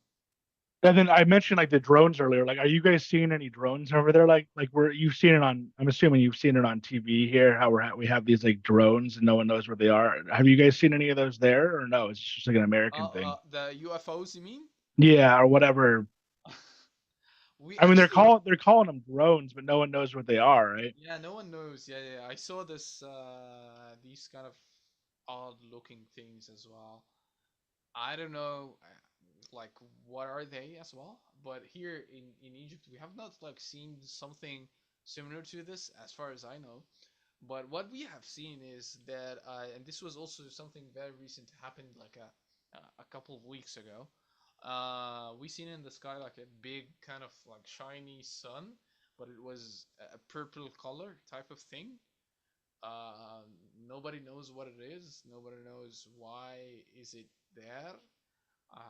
We saw this at night. People saw it like from many places in Egypt, in Alexandria, in Ismailia, in Cairo. Um, Nobody knows what it is, and then it like exploded in the middle of the air and disappeared. So Wow. yeah, nobody knows.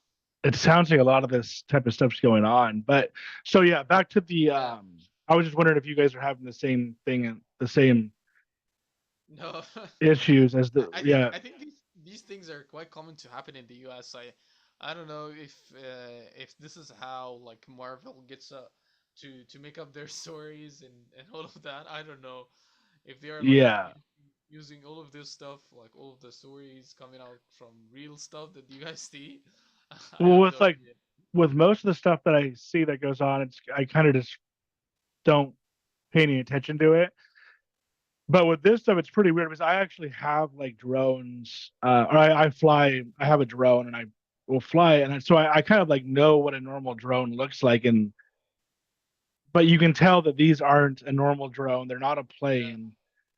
It's something else. And the weirdest part about it is the fact that they can't. They. I don't think they've been able to say what they are, which is also yeah, weird because you think we would have enough power to like go up and be able to see what they are. And then I yeah, don't know how much is true or how much is fake, but they're saying that they were flying above the White House, they were flying above an airport. yeah. But anyway, so back to the crypto thing. So you had your own company, and um, just out of curiosity too, how much like American news do you guys see over there? Like, do you see a lot of? Do you know about a lot of the stuff that's going on in America, or is it kind of just like um For a normal person here, nobody gives a fuck. Like, about what's happening in America? yeah, yeah, we are in deep shit to care about what's happening in other locations. You know, Yeah, this is for a normal person perspective, but for someone like me, because I also work with clients internationally as well, I'm all over it. I try to like stay up to date with all of the things that are taking place in different parts of the world. yeah. Okay. So you had your own company, and what was the what was the company doing? It was an on-cloud call center, and this was our edge at the time. What was it Um, on cloud? yeah, it was an on-cloud call center because at the time of the COVID type of thing, as I mentioned to you, there was like lots of companies laying people over, lots of companies shutting down, but they still needed the service of customer support and providing support to their customers. But they were not able to do so because all of their call centers were inside an office and they didn't have the infrastructure to convert this into something that is feasible to be like taken from home or be put on cloud. And our edge was we were able to convert this within 2 weeks and we would be able to go live. So yeah, that's what we did at the time. Your company. Yeah, Yeah. And how old are you? I'm 27 right now. Oh, so you're young to have like your own Thank you. company and all that. So how many people did you have like employed with the company? We had a team of total, I think, around 25 people, and everything was done virtually. I have people from the Philippines, people from India, people from Egypt. It was 100% remote. And you completely ran it just from your house, like on a Yeah, computer. from my bedroom right here. Yeah. Yeah. Everything was just over the internet. And when Yes, you say yes. when you say on cloud, you mean like it was through the cloud? No, no. I mean like it's on the internet. Yeah. Okay, okay. Um, and then why did you end up leaving that to do the crypto thing? And then how did you get how did you get sucked into doing the Luna thing? Like, did somebody like contact you, or did you just randomly decide to like put your money into that Well, one? the thing that happened is that before the kind of the Luna type of thing, is what happened. There was a previous coin that gained such a tremendous amount of popularity right now. Two coins actually. Number one, Dogecoin, and number two is Shiba. These two coins, I heard about them when I was like running the company and all of that. And I actually was I had a friend. We're no longer friends right now. He doesn't talk to me. quite rich right now out of Shiba Inu. But anyway, God bless him. Because of this, because of the Yes. situation, he doesn't talk to you, or Yeah, he was the one that told me about Shiba Inu and crypto in general, and I was extremely skeptical. But I kept looking at Shiba Inu specifically, and it was skyrocketing. Then there was like Dogecoin, and it was skyrocketing. And then after that, the kind of the Luna, the talk about around Luna in the crypto communities started to take like a kind of a trend in a heap. And this is when I decided to okay, let's try this Luna thing. That could be like the next 1 billion X. Who knows?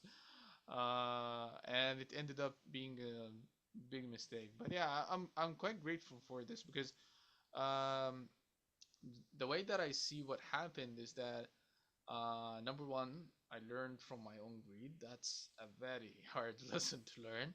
And number two, which is also very good, I'm grateful that this happened to me because I was completely stupid with my money at the time. I had zero financial literacy, I had zero financial responsibility. So yeah, I was doing lots of stupid decisions when it comes to finances in general at the time. So that was a very, very hard but really important lesson. And from that moment on, throughout this moment that we're speaking right now, I don't think like I made a stupid financial decision ever. you don't? Yeah, I calculate everything right now. Oh, you mean from now on, like you don't make it stupid. So Yeah, so there was Dogecoin, which is kind of like Elon Musk. Like he kind yeah, of pumped that, right? And is that yeah. still doing good, Dogecoin? I'm not following since what happened with You've Luna. just you've just Yeah, I stopped. cashed out like the remainings that I had, and at that point I decided, okay, no more crypto for now. And your friend, um, he stayed with Shib. What was it called Yeah, again? he stayed with Shiba. He made like around like I think over 10 million. Oh, Yeah.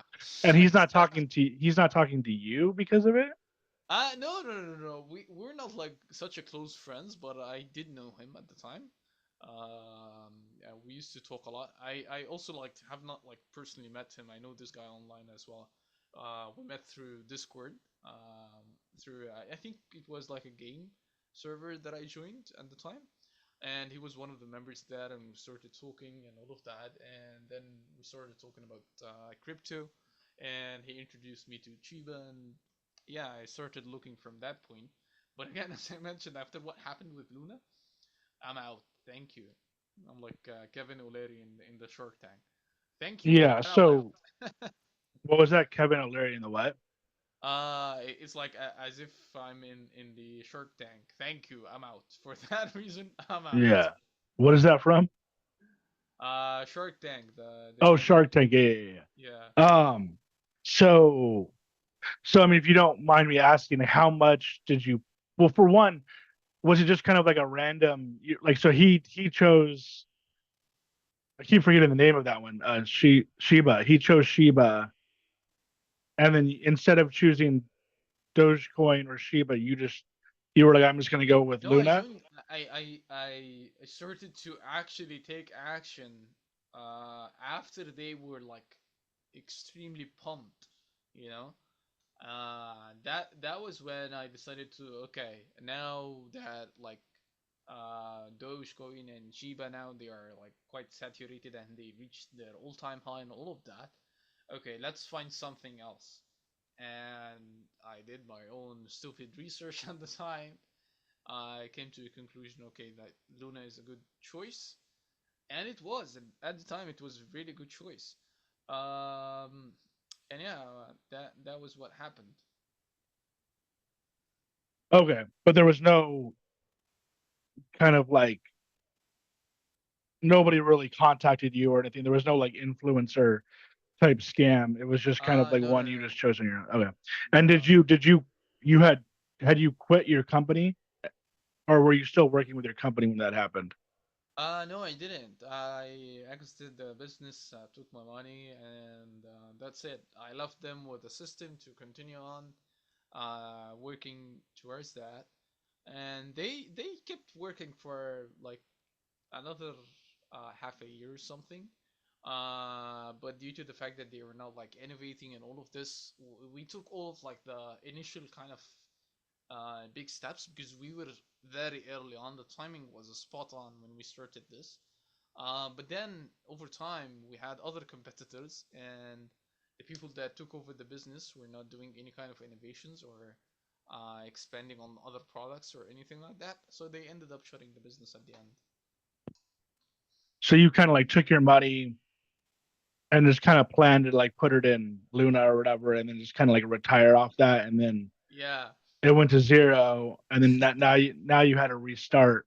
yeah, and the So, the thing with it is that this was like a stable coin, meaning or it was like portrayed as a stable coin, and the idea of a stable coin is like something that like the US dollar, for example. $1 is $1. It's not going to change. Like the paper itself is not going to change. So the idea of Luna as a stablecoin, it was like the same. I'm going to keep this, and you used to like put it in something like, when there's like some kind of bank certificates where you put specific amount of money, and then over a year or something they like pay you dividends on that amount of money that you put.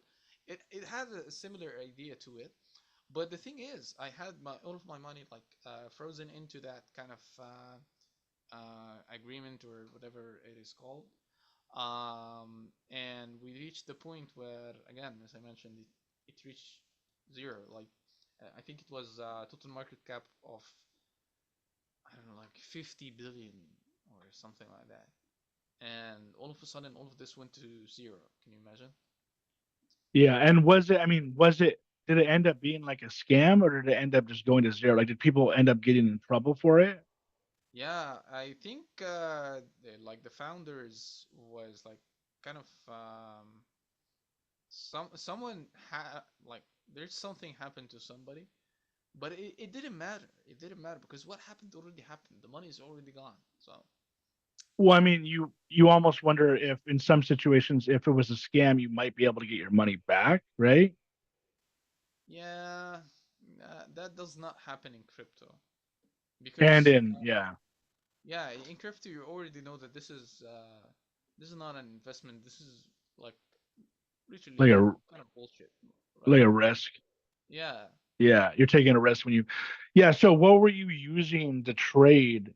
Um, like Coinbase or something, or what app were you using?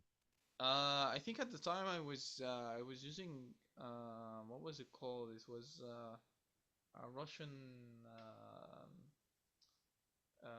platform. It was a Russian platform, Yeah, and it which has makes nothing to do with it being Russian.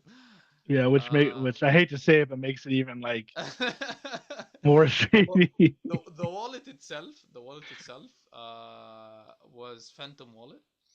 So Phantom Wallet is yeah, one of the very popular wallets. Um, wait, let I me mean, were look. you pretty invested in it as it was happening, or it sounds like you were kind of just laissez-faire about it, like you weren't really paying that much attention to it, nor Yeah, I was not paying any attention to it. I was seeing this as kind of my retirement fund, a set and forget type of thing, because it was paying dividends, right? And it was like paying dividends in dollars, and I consume like Egyptian currency, so there's like the currency difference and all of that. So all of this to me was making so much sense. But yeah, what happened. how much if you don't mind me asking, how much did you invest in it? Um, I think around. Wait, let me tell you the. I mean, obviously, if you don't want to tell me, you don't have to, but I wouldn't say the number, but I would say something that described the number.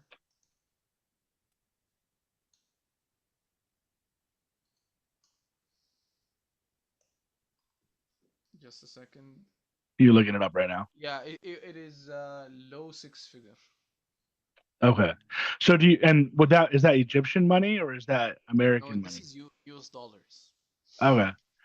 So, do you think that you would have been able to like retire off that Yeah, it makes or sense no? here. It makes sense because if you have US dollar and you live here, like if you're like getting paid in US dollars and you live here, you have a very big buying power, and especially nowadays because nowadays one US dollars equals 50 Egyptian pounds, so you have a really good purchase power, and I think that this is like what determines your financial kind of freedom is how much purchasing power do you have, right? If you're getting paid in US dollars and you are consuming Egyptian pounds, then definitely you have a higher purchasing power than the normal kind of Egyptian in here. And all your money is in American money? Currently or at the time? I guess both. Like when you, Uh, Currently it's kind of like split in half. so are you able to use American dollars there? Like if you go and you pay with American dollars, will they take it there? Yeah. But not cash. If it's like Like on a card credit? or something, yeah, Yeah. you can. But Okay. cash, you'll have to exchange it first. But but people will be happily taking it from you because it's very scarce, and banks don't quite like give it to people in cash forms quite easily here. Yeah, and I mean it looks yeah, I've heard that like Bitcoin's going up. So I've like considered investing in it, but it's I don't even really have enough money to like really invest in it. So it's like if I put like $100 into it, it's like oh maybe it'll go up like $5 or whatever. You kind of you know what I mean. So like I haven't really messed around with it. I've considered, but like, did you think about like diversifying when you did it, like Bitcoin, Ethereum, Luna, like, or did you literally just put all of it into Luna? To me personally, what I was thinking of is that I wanted something that is very trustworthy and quite stable. All of these other coins had lots of up and downs, and to me personally, it made sense. And it made sense to me because I had very little knowledge about how crypto works, and I still do, to be honest. Because the way that it was portrayed to me, it is quite similar to bank certificates. You like buy a certificate from a bank for a specific amount of money. Let's say for $10,000, you buy a certificate from a bank, and the bank assures you that they'll be giving you 3% every year for that $10,000. And after the year ends, you can claim your $10,000 back, and the 3% you can also claim it as 3% after the end of the year, or 2.5%, but you'll be getting like the dividends on a monthly basis. So this was how it was portrayed to me, and this is actually what I did with it. So yeah. So I mean, I'm wondering if that's how it was portrayed to you. Like, is there any action that you can take? Like, if a bank, if I put my money into a bank or whatever, a stable situation, and the money goes to zero, it seems like there should be some action that you were able to take since you understood that your money was quote unquote like safe.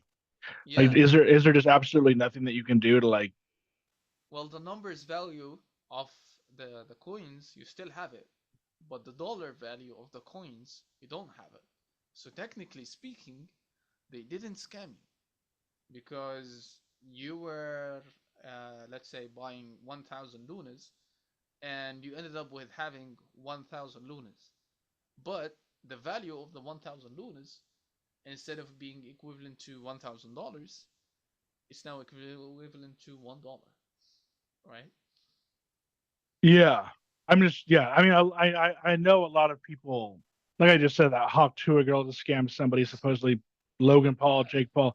People are getting even more. scammed a lot, Yeah. and I kind of wonder if they have any type of if there's any type of Well, these something you kind of can do scams about are it. called like pumps and dumps, meaning that they pump a specific coin, and it becomes completely hyper overvalued, But the thing is, before it's getting promoted, before anything, the owners or the creators or the promoters of this coin already have a sufficient amount of these coins.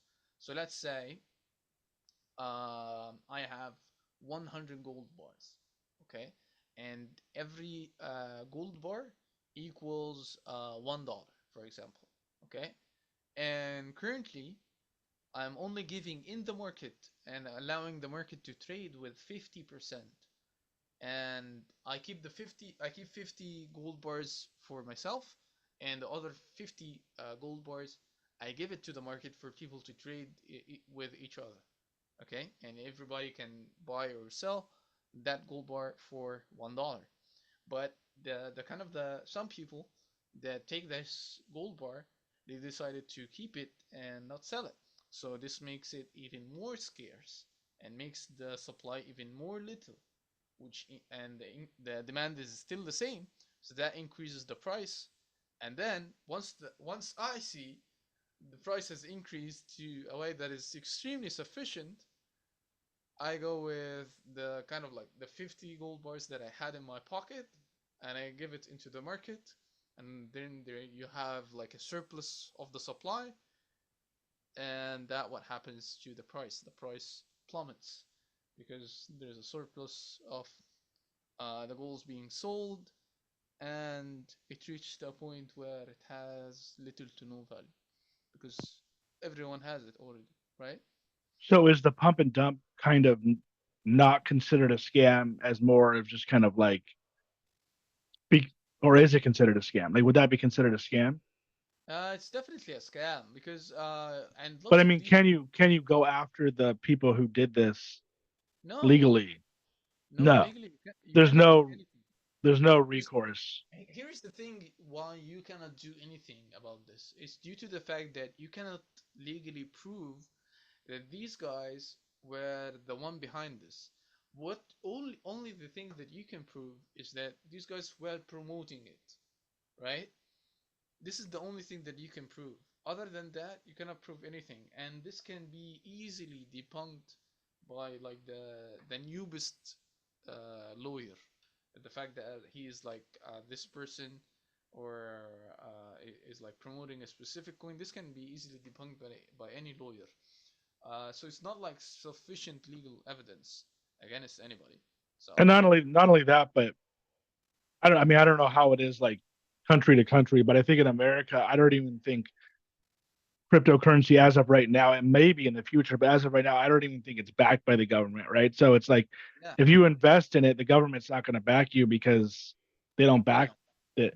So if I wanted to get into like crypto, or if you had any advice for somebody who wanted to get into it, you would probably just say don't get into it at all, right? Or do you think there is, or do you think it is Actually, smart to get into it? there's a good way.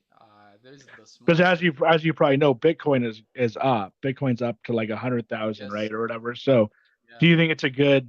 And wait till Trump reaches the White House and enters the actual office. It's going He's to like pump. supposedly gonna like pump it, right? Yeah, it's going to be pumping a little bit more than that. I think it's going to be pumping anywhere to 110, $120,000. I think it could be.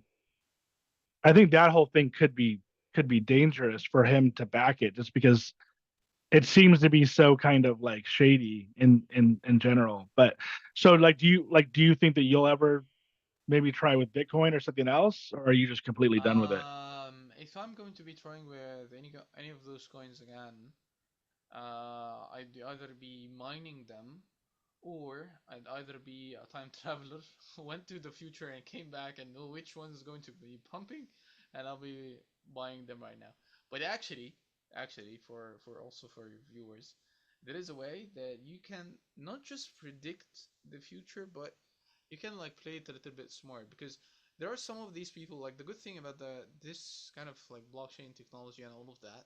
The good thing about it is that and it's like both good and bad is everything is transparent, meaning each and every transaction that is happening on the chain you can actually see, and there's a way to do so.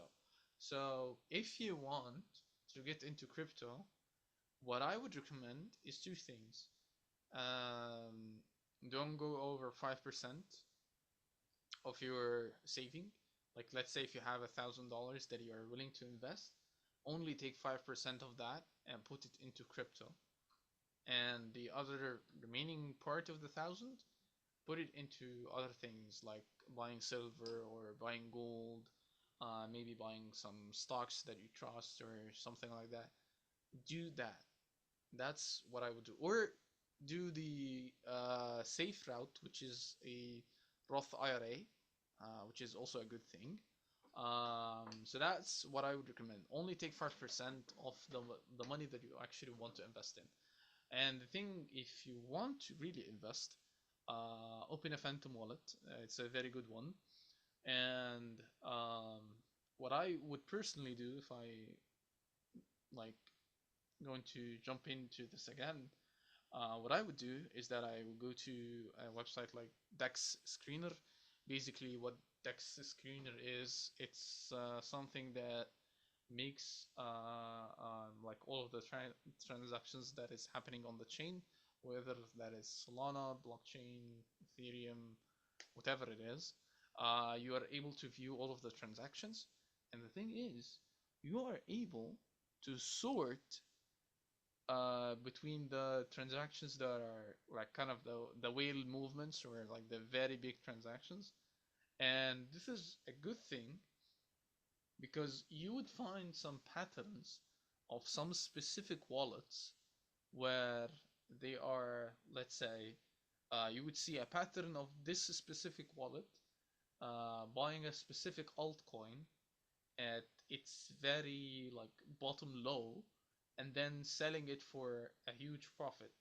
If you do this for like a month or so after monitoring a few wallets, you'll be able to determine which one is actually has like some kind of insider info, and you'll be able to tell if they like buy a specific coin. Let's say it's Mo coin, for example. Nobody knows about it, and they bought it today. But tomorrow, this coin is being promoted heavily on, and it has been pumped like 100x or something like that. And then tomorrow we found like this same wallet that bought it yesterday before everybody knew about it, it sold it tomorrow and they made 100x of profit. Then this is the kind of the kind of like wallets that you need to be looking into. This is what you should be doing if you want to enter this from a strategic perspective. And again, I wouldn't recommend risking more than 5% of the money that you want to invest. And this is not a financial advice. I'm just telling you what I would do if I would join again. And what do you think the best one to invest in now would be? Bitcoin or like as Um, of today?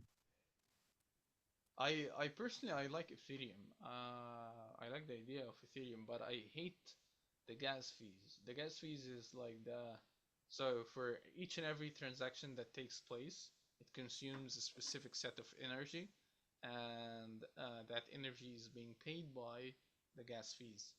And the issue from my end with Ethereum is that it has very high gas fees. Like if you're like sending I don't know maybe $1,000 worth of Ethereum, you might end up paying $100 in fees, in gas fees. So that is actually quite a lot.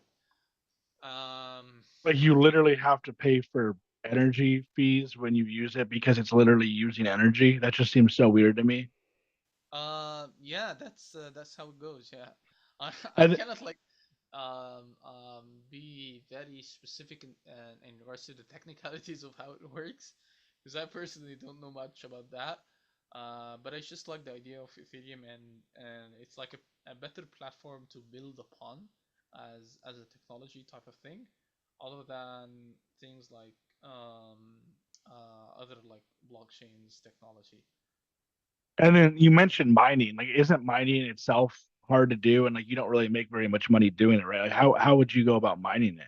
Because you need like, don't you need Uh, like a really powerful computer or something? Yeah, there are like mining rigs that you purchased where it has like very strong GPUs and all of that. The way that I see mining, I would say it is going to be extremely um, cost efficient in the near future with the advancement that is taking place in the AI and all of that. So the And like idea of quantum computers and all that. yes, yes, yes, this is definitely going to make the kind of like the mining phase quite easier, like technically, and this is going to be reducing the costs. So let's say, for example, if it's going to be taking your computer, for example, I don't know, like let's say 1 year until it mines a total of 1 Bitcoin. If it's going to take like 1 year, I think in the next couple of years with the advancement of AI and all of that, instead of taking 1 year, it's probably going to be taking less than that. But the thing with Bitcoin specifically is that the more it's being mined, the harder it's being hard to find. Wow, that's a nice ride, but this is how it goes. Like the more that you mine it, the harder it becomes available, or the more scarce it becomes. Would you be able to mine right now? Like, do you have the proper rig? No, No. no, and even if I do, electricity here in Egypt is not the best option to use for that. So, What was that? and plus, electricity here in Egypt is not the best option to use for that. You need like a Plus lot the of fact, electricity. uh, um, it's not built to handle high volumes of voltages and all of that. Because the way that real estate is built here in Egypt, specifically in Cairo and Giza and stuff like that, again, as I mentioned to you, it's a very crowded place. So it wouldn't make sense if each and every individual has his own home. So what we have here is building complexes or like condos in the US, but instead of it being like a 2 3 level type of thing, it's usually like 10 levels, 15 levels. In other areas it's like a maximum of 5 levels. Where I'm staying, it's like a maximum of 5 levels, and each level it has 2 apartments. So the way that it's designed, it's not designed to handle that kind of mass electricity that is going to be consumed by a mining rig, you know. But like, if you were able to, let's just say you were able to mine 1 Bitcoin, and it took you a year, that means you would make about $100,000 in a year.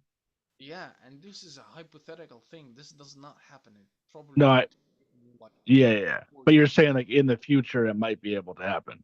Yeah, yeah, yeah, yeah, yeah, yeah. So, well, I mean, what does mining Bitcoin even mean? Like, I don't even really understand the concept of it. Okay, so basically, the blockchain is how would I explain this? It's like let me think about that. It's like blocks, but it has you know when you are opening a door and the door is locked and it needs a key, right? In order to unlock that door. So a blockchain and like the block is something similar to this. It's as if you have a door and this door is locked, but if you unlock this door, you would find a Bitcoin, right? And the thing is, this is technically like kind of like what is happening. The computers are going through these all like mathematical equations in order to find the right key that fits into that door and like unlocks it.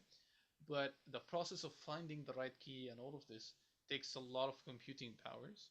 And usually how to sort it is that okay, one kind of like laptop or like one PC was capable of unlocking the block due to the fact that there was like so many blocks available.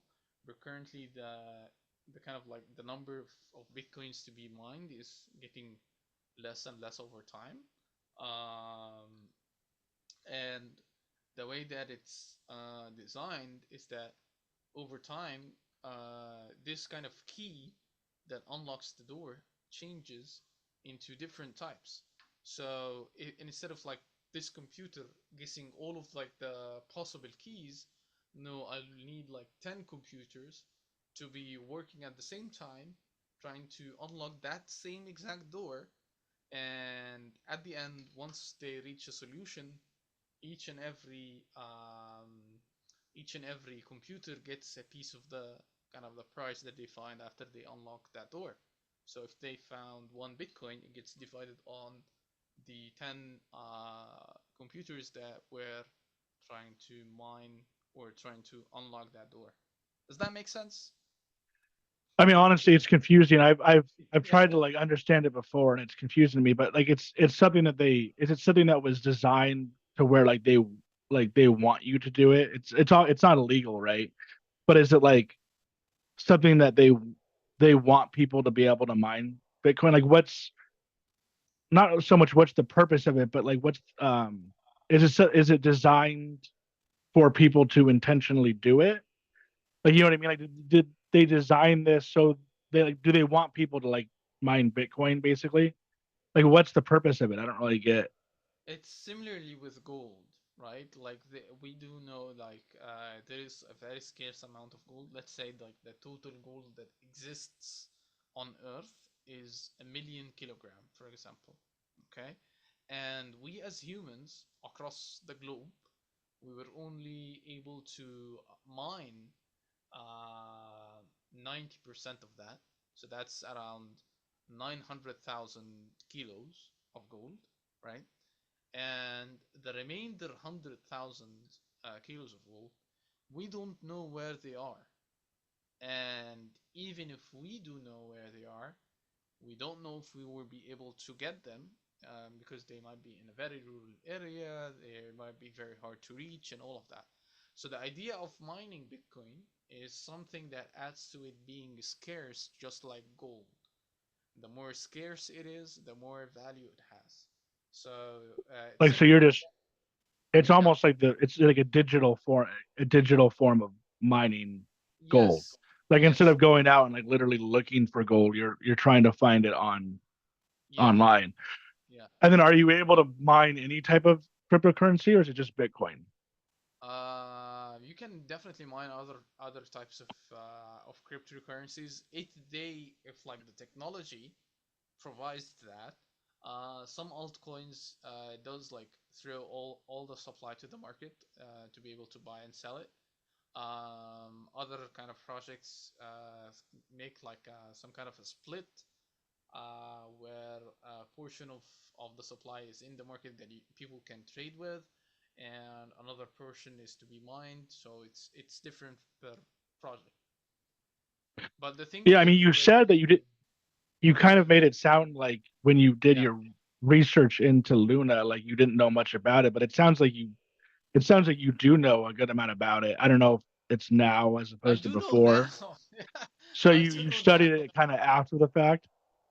No, I was like going with the flow as I did that. I was like kind of like studying and all of that, but I definitely focused more after I lost the money in Luna, because I really wanted to know if there's like anything I could do, if this like could get back up again, if I should keep the money or if I just should cash out like the remainders, what exactly I should do.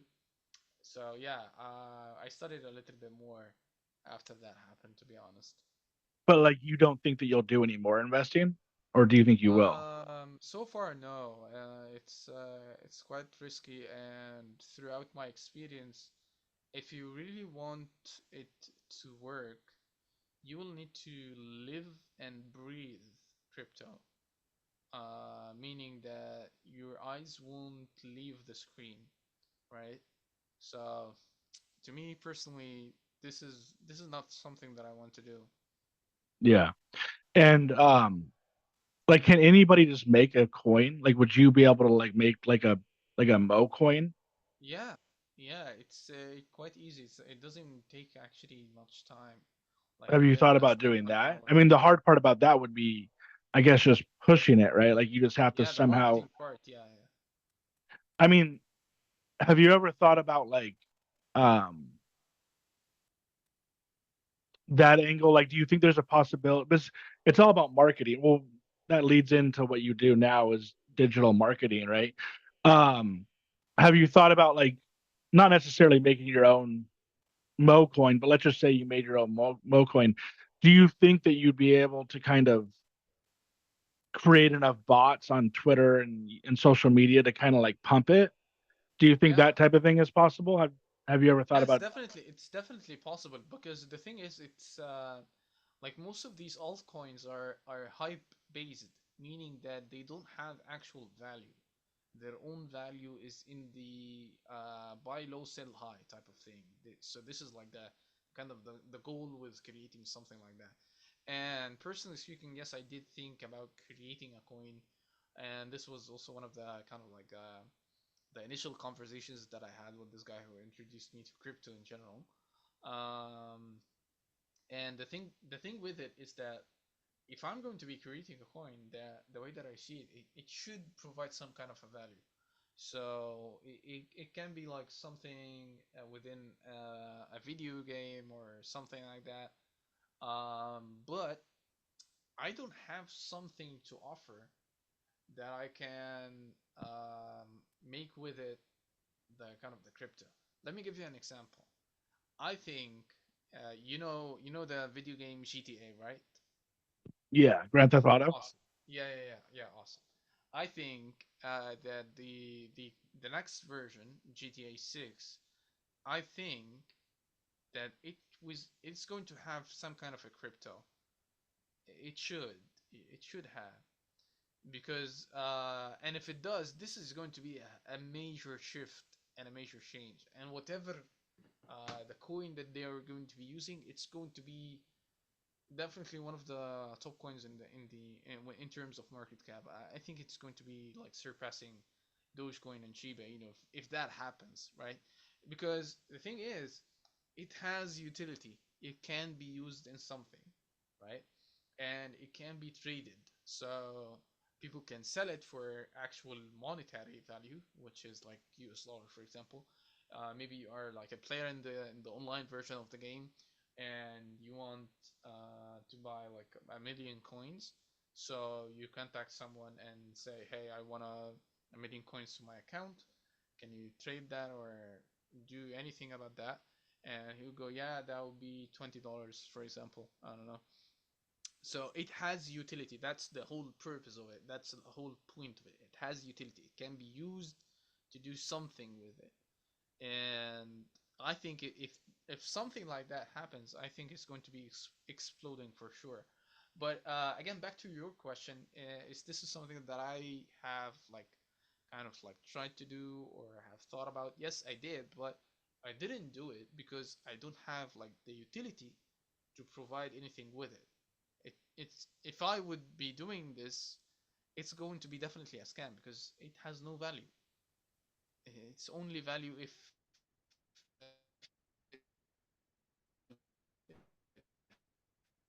You're cutting out.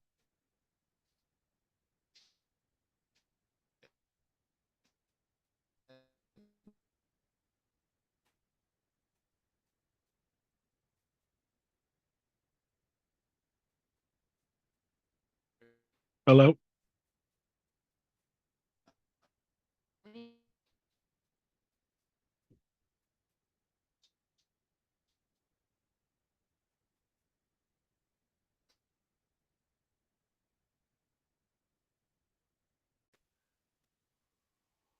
hey, what's up, guys? Sorry about that. We got cut off, so we're back though. Do you remember what Yes. you were talking about? Oh yeah, your own Mo coin, but the thing is, you don't have any Yes. utility for it. And one quick question I had was, um, I don't really see what the utility necessarily for Bitcoin or Ethereum or any of them really are. Like you're saying that I get like how what you're saying, like the utility for a new coin would be for GTA for you to use the money in the game, right? But like, what's the utility for Bitcoin? Is it just because it's the first one? It's just kind of like, or any of them, Ethereum. What else is there? Litecoin. What's the utility for any of those? Most of them, the utility is using the actual technology and building on their technology.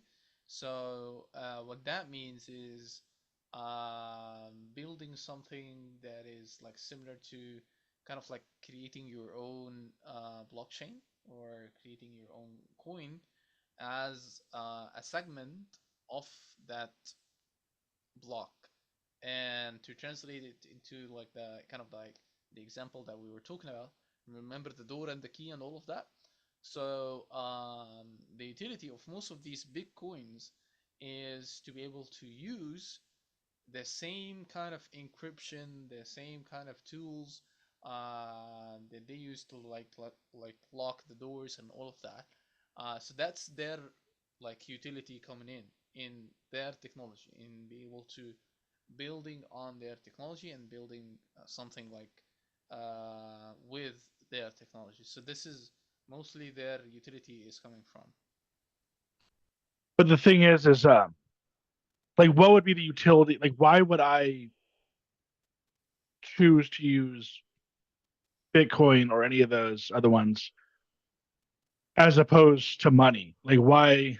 And it's I kind of think that I know why. It's because for one, illegal purposes, right? But it's like it's not. Yes, For two, it would be yeah. I mean, that would be the main thing. Not even that illegal, would be but the like main thing. Yes, that yes, would be the definitely. main thing, right? And so it automatically, and then two would I guess be to like invest. Like the only reason why I would buy crypto would either be for something illegal or to invest, but like it doesn't really have much of a practical purpose besides that. And like the only time that I've really used Bitcoin is for online poker, which is illegal here in, well, it's offshore or whatever. But and I haven't really done, I don't do it with like a ton of money, but if I just don't really see like what's, I kind of like get the idea of it, but it's like I don't really, it's not really that practical in my day to day. Like I'm not really using Bitcoin to buy anything. So Yes, is there, I don't really see what the practicality of it is, you know? yes. Well, it reached the point where it was very, very practical. You used to be able to buy a Tesla car with Bitcoin, right? So that was a major thing that took place in the crypto world in Can its you own. still do that? No, you can't. I think Elon Musk, yes, did cancel this, and then it was the major flip where it was you will be able to. I think no, I think that didn't happen, but he was like proposing this, and this was one of the reasons why Dogecoin kind of like skyrocketed at a certain point of time, where Elon Musk was going to saying that it's quite not energy sufficient to use Bitcoin to purchase Tesla cars and all of that. So we will stop doing that, and we will use another coin. And at the time, he was like the Doge father and all of these memes. So people skeptic that he's going to be using Dogecoin, but that didn't happen, right?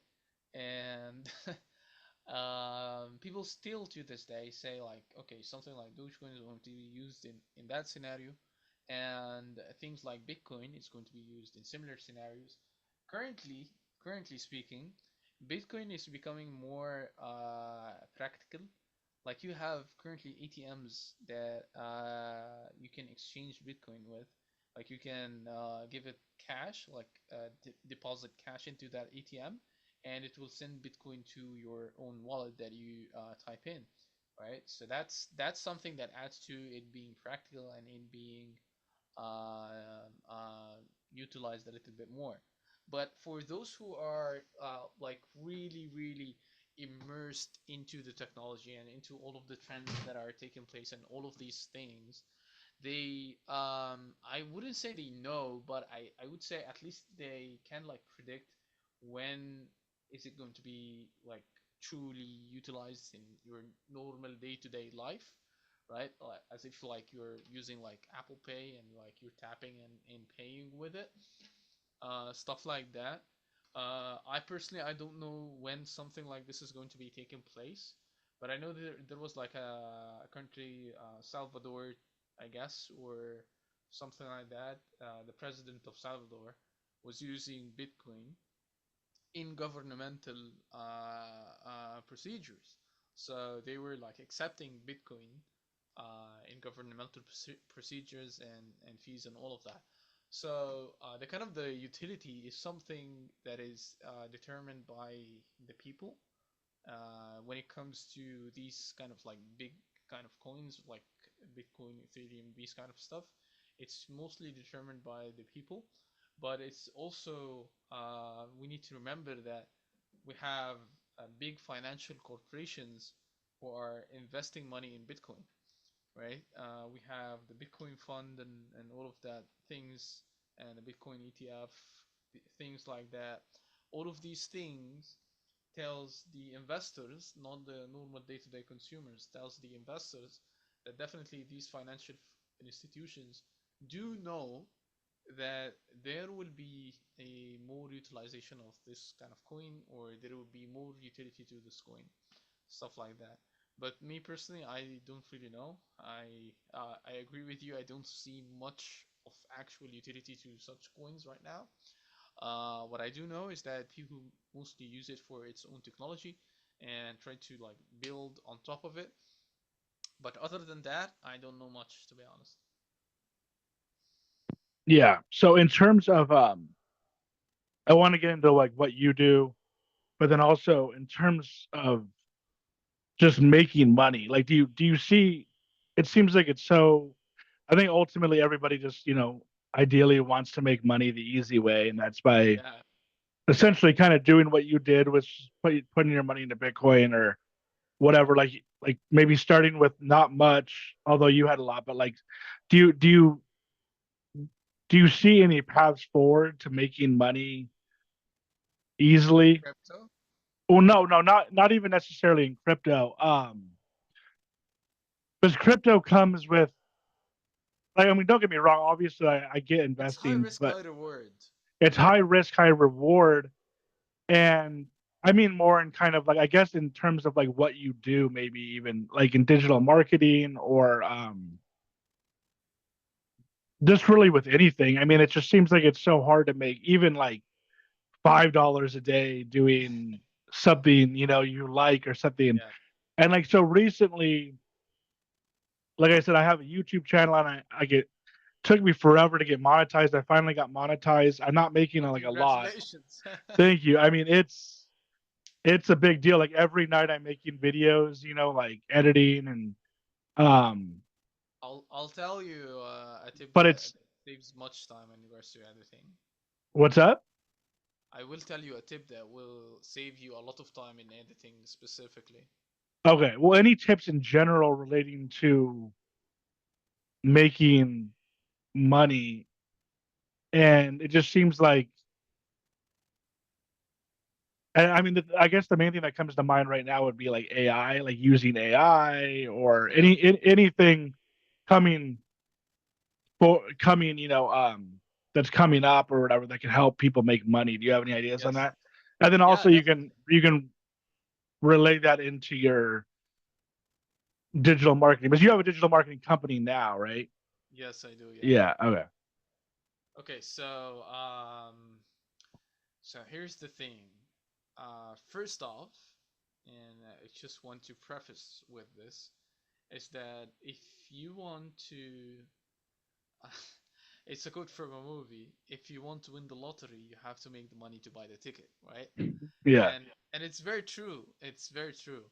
And the way that I want you to understand it in regards to money in general is that it's mostly a numbers game, right? And when it comes to money, it's more of how do I say this? It's more of an equation more than like actual practical steps. So the way that I would think first about this, and here's the thing, here's like the entire process. Before you start anything, you have to first step is to set up your mindset. That's the first step. This is what you need to know in your head, and then the other step is to learn the language of that thing that you're trying to learn, and then the third and final step is the actions step, or like the actual doing of the stuff. or the tools step. So the first step is the mindset. Now, number one, understand it's a numbers game. Number two is that understand it's mostly an equation. And let me explain what that means. That means that, let's say I would like to make $100,000 a year, all right, through my own business, okay? And I have lots of packages, I have lots of offers or whatever. But let's say I'm going to be focusing on just one offer, and that offer costs $10,000. That to me, just talking numbers, that to me means that I only need 10 clients in order to reach the 100,000, right? But, and here's like the other part of it. This is the equations part. The other part of it is that you need to understand that it's a numbers game type of thing. And now you have understand your end goal. Like think of it like from an end to end type of process. The end goal is to reach 10 clients and each one paying you $10,000. And then you try to reverse engineer it, like take a step back and ask yourself, okay, after I got these 10 clients, what was this thing that I did before getting these 10 clients? Oh, I spoke with 100 prospect. Okay, what did I do after, like before speaking with 100 prospect? Oh, I reached out to 1,000 people and only 100 responded. Okay, so what did I do before I reached out to 1,000 people? Oh, I crafted the email that I'm going to be sending to the 1,000 people, and you keep like reverse engineering, going step back, step back, step back, till you reach the point where you're currently staying. This is like your starting point. So this is the first thing that you need to do. You need to understand that it's a numbers game, and you need to understand that it's an equation. If you think about it that way, it's going to be saving your life entirely. Now, the second step is to learn the language. Now, and what I mean by that is to determine what is it that you're going to be doing. If you're going to be focusing on content marketing, for example, or like making content on YouTube, TikTok, or whatever, and make money out of that, then you need to know your numbers. So, what I do mean by this is how many views are you getting? How many videos are you posting? What is it that you want to reach? Okay, let's do a quick example. How many subscribers that you would like to reach by the end of 2025? For me, Yeah. that would be like but basically in a year or so. Um, Yeah. I mean, ideally 100,000, but like that I would imagine that would probably take longer. So, I mean, Okay. realistically, I mean, 100,000 would be ideal, but like realistically, Okay. probably that would take longer. Cool. That's a good starting point. Now we knew our numbers, so that's the end point. This is the final thing that we want to reach, and we're staying like we're currently here, and this is what we want to reach, right? The 100,000 subscribers, right? Now let's take a step back, and but the thing is, if you know your numbers, you'll be able to like guesstimate or kind of like project where is this going to be taking place. So let let's say this. Okay, before I reached 100,000 subscribers, what was the last thing that I did before that? Oh, I uploaded a video. Okay, what was the no, I'm sorry. I got I don't know, let's say I got a million views, for example. Okay? So now I know, okay, oh, I got a million views. Okay, so what did I do to get the million views? Oh, I posted 100 videos.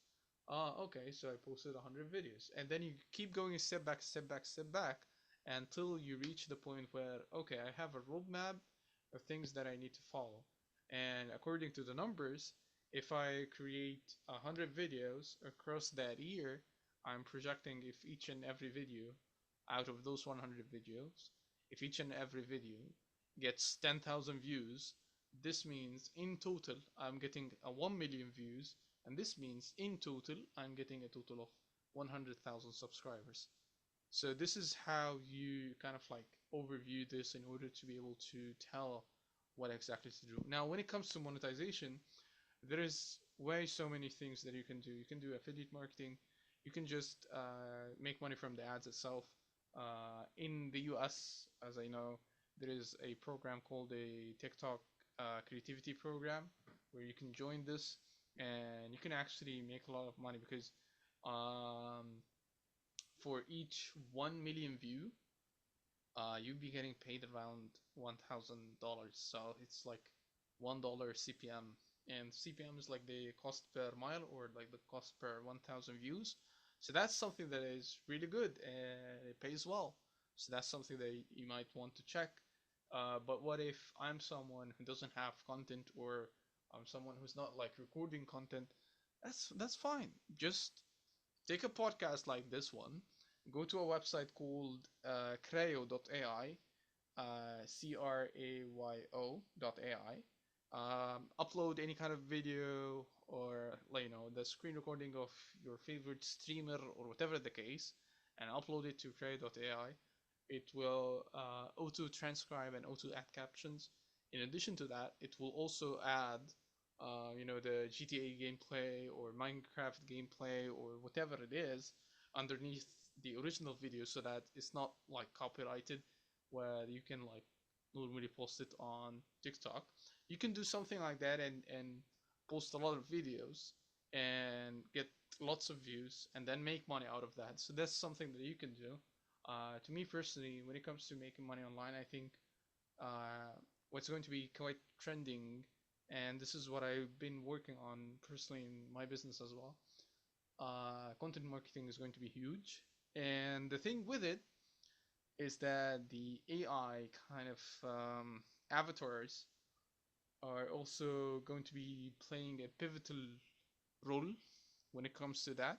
But it will reach a point where it's quite saturated and people can like tell that this is AI generated, and then it would reach another pivotal point where you'll be able you would no longer be able to tell if this is like an actual human or is this is like an AI.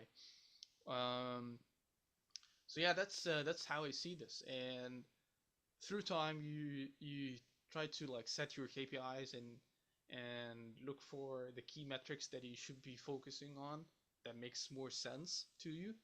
But definitely, short form content is going to be continuing to be big, and even shorter kind of form content, which is around like 5 to 15 seconds, it's going to be quite huge in the next couple of years because people's attention span is like decreasing to a minimum, and I think this is going to be having like a big impact as well, and we will start seeing this in advertisements. What I predict as well into 2025, the Super Bowl in the US, the advertisements that are going to be taking place in the Super Bowl in the US, I think it's not going to be quite long. They are amazing every year. Each and every year, it's quite amazing. But the ads are quite long in time duration. I think coming on, starting from like the next year, it's not going to be as long. It's probably going to be under like 30 seconds or something like that for most of the advertisements. Because again, people's attention span is quite short. And yeah, I think that's what you can do. That is quite easy if you want to start to make money. Was that editing hack that you brought up? Is that Creo? Yeah, Cray.ai. How do you spell No, that? no, no, no. I'll tell you something else. What's that website though? How do you spell that? Crayo.ai. Wait, let me send it to you. Is that an app or just a website? It's like both. It's a SaaS, a software as a service, so it's like both an app and a website. But Like an it's not. like an iPhone app? No, it's not. It's not a phone app. It's a web app. Okay. And will it like cut your videos or does it just add like the No, subtitles? you screen record the part that you find a little bit interesting, and it does the rest of the editing. Okay. And then what was the other hack, the editing hack that you said? This one is for you and for everyone who's having long form content type of thing, or wanting to create videos out of long form content. There is another website called wizard.io or .ai. Let me double check. Oh yeah, wizard.ai. I will also send you the link for that. If you can't just send those on Reddit because I don't know if I'll be able to save these. I Oh may yeah, be able sure, to save sure. them, but yeah, yeah. Yes. Yeah, yeah, yeah. So yeah, the other one is way, way, way much better. I personally use it a lot. Basically, what it does is that after you upload a video on YouTube, or if you have a video in mind on YouTube that you want to like take some pieces of content out of it and do some short form content, all what you need to do is just take the link of the video, paste it on that website. What it does is that it's going to be like watching the entire video, and the AI is going to determine like what's like the best kind of clips and all of that, and it will clip it, and it's going to be in a form where it's like the kind of like the long form, where you'll be able to see it on TikTok. It's not going to be like landscape form. It's going to be long form. So that is very very good, and it does auto transcribing, auto subtitles. It does all of that. If you want to edit any of this, you can do so. If you want to add like stock videos, anything like that, you can also do so. It's a very, very good hack, and it's an amazing app. I personally use it a lot, and I'll continue using it. Do you have any social media presence? Like do you make money off social media or do you just No, I don't. I don't. But currently, what I've been doing is that I've been building other people's social media. So, this is what I'm planning for myself in 2025 is to try to increase my own presence and build my own brand. Because the mistake that I did was throughout all of the companies and the clients that I've worked with, the NDAs and the contracts that I signed, I had personally included a section where I stated that I'm not going to be mentioning anything about them, who they are. I'm not going to be anything that I'll create. I will not mention that this is like something that I created or something that I own. And I only added this in order to assure the clients or like the customers that I'm working with that they are safe to work with me, and they don't have to worry about anything, because there was like lots of worries because I'm from a totally different country, and they had lots of worries, to be honest. So I only added it for that reason.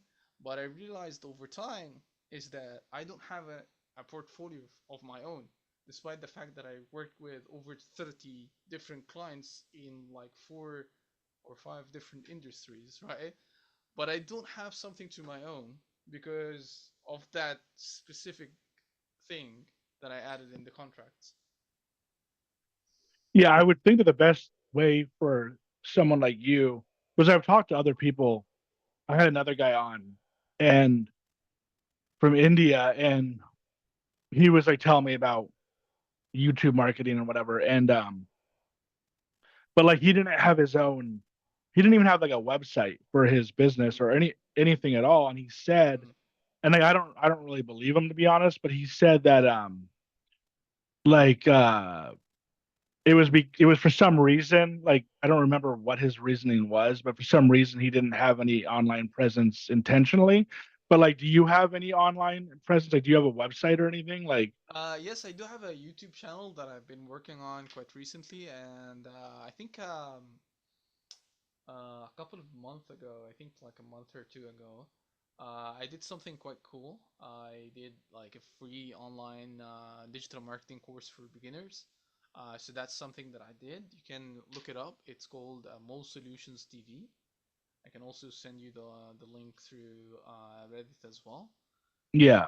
So I mean, I think, and it sounds like what you were saying was you told your customers like you wouldn't do that, but I think that doing that is the best thing to do because then somebody can, if you're trying to like sell someone something and they say, well, where can I find you? You can say, go to my YouTube and you can see what I've done there, as opposed to just being Yes. kind of like having no clue about what you've done. But Yes, like exactly. in terms of back to the question of like making money easily.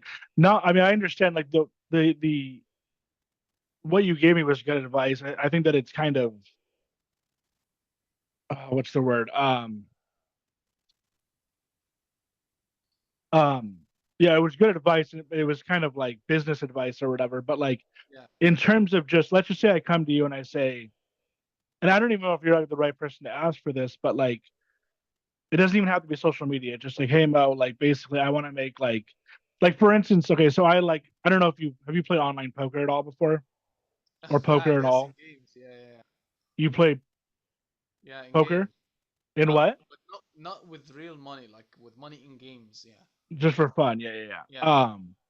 But like so I got into poker a while ago, or it could be blackjack or just whatever. I don't really want to like pigeonhole it. And I was like, oh, well, this is cool because if I get good at it, I can make money at it, and I enjoy doing it, and I can do it from my house. You know what I mean? Like I don't have to go into a job. That's just like an example of something. Another example would be like I said with the social media or like with bots. Like you want to create your. I know this is kind of like crazy, but you want to create your own coin. So then you go and you just market it everywhere. I mean, anything could really be it. But if I came to you, I don't even really want to put those ideas in your head because I kind of want. I don't want you to be thinking like poker or that, but like if I came to you and I was like, Mo, I want to make like it doesn't have to be $100,000 a year. It's like 100 a day, maybe, but I'm able to kind of work on my own time. Um, Maybe even less than 100 a day, maybe more, just enough to like get by. I want to be able to work on my own time. I don't want a boss. I want to be able to work from my computer or my phone. Do you do you see any kind of like life hacks for that? You know what I mean? Do you see what I'm Yes. saying? Yes, definitely there What do is. you think the best ones are in terms of like Uh, what you gave me before is more kind of like a theoretical approach to business. This would be more like yes. hands-on, actual. What do you think the best things for those are? And some people might say, you know what, go and drive for Uber, or like go work at Amazon or go work at Walmart. But it's like that's my point is I don't really want to have to work for a company or a boss. I just want to do it on my own. Do you have any good Yes. ideas for that? I do have, and this is for you or any of your viewers. If you're someone who, a little bit of a techie person who understands a little bit of tech, you don't have to be 100% tech savvy or anything.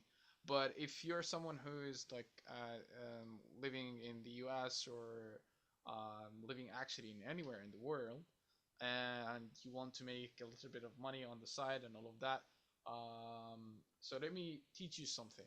So all of these companies that are creating these AI models and all of these large language models, in part of the software lifecycle or in part of the development of that AI, there is needed to be something that is called a human feedback. So there are companies that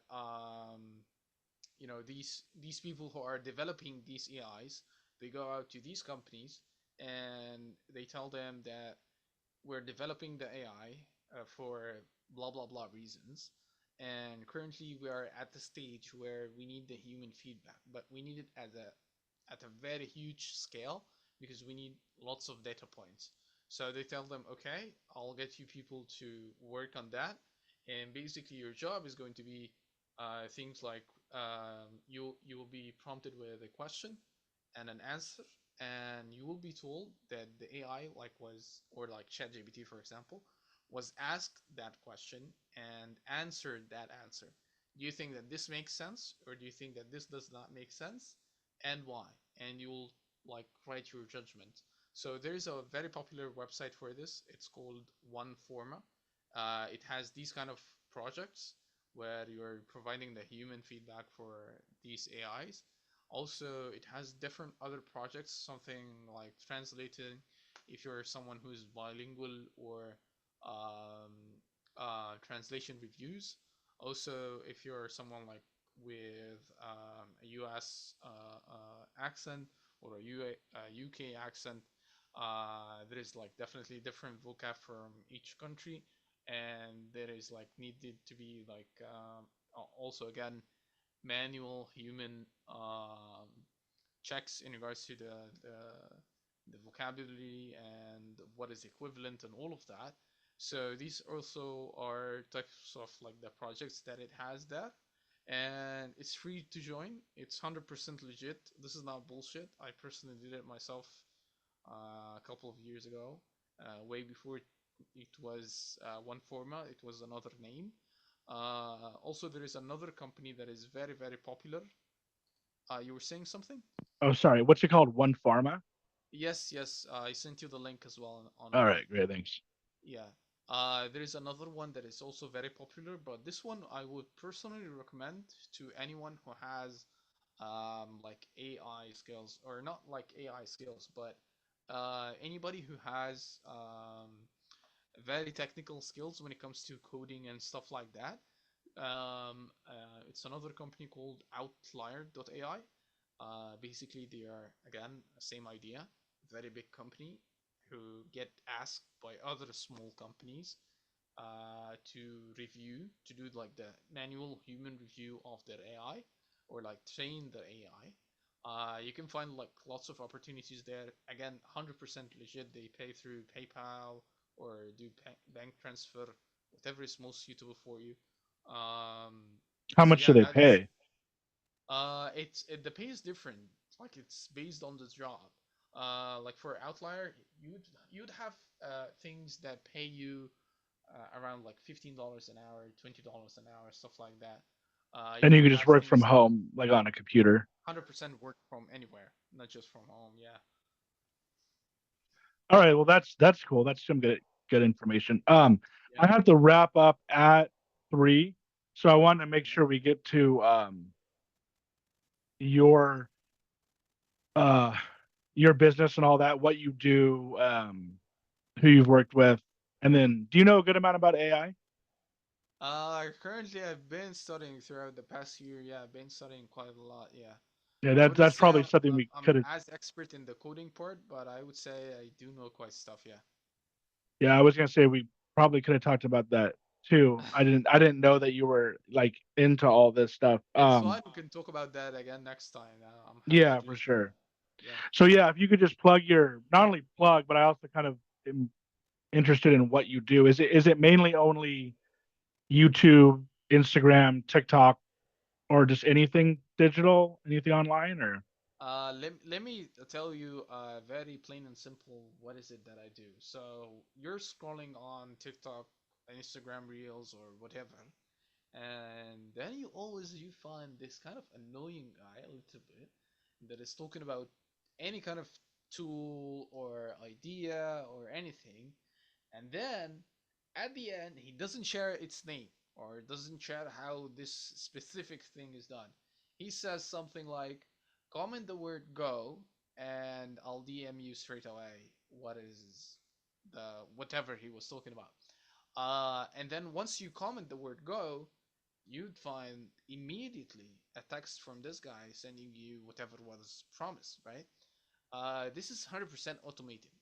So this is done through automations and stuff like that. There are lots of cool plugins right now where you can like plug in ChatGPT within the conversation, and it feels like a little bit more human, not as automated as it used to be. So this is one of the things that I do. But currently, what I'm more focused on is that I help coaches and consultants build, launch, and scale a successful online coaching business. This is what I have done and what I've been focusing on. But definitely the kind of like the automation part or the marketing automation part is definitely a huge thing and has lots of tremendous add value to my clients. So this is also one of the things that I do. so like by advertising, you'll be one of those people in like a YouTube comment section saying talking about some tool and then saying if you want to learn more, press or say go, and then you'll No, text them. it's more like in a video like a client I would sell like I would ask them to record a specific video about a specific something or about anything in their products or something. And they would say something like, okay, if you want this product, comment the word product and I'll send you the link. Something like that. And once you comment the word product, you would find instantly a text message received from that guy with the link to purchase the product or to view it or whatever it is. The way this specific thing is done, it's done through an automated system where once it detects your comment as the viewer, once it detects your comment, you immediately get a text with whatever what was mentioned or How what do was the they prompt. get the?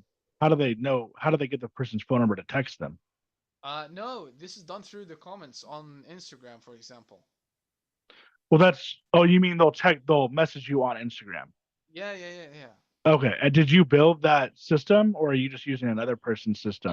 No, this was built by another person and another company, but it's definitely one of the tools that I use.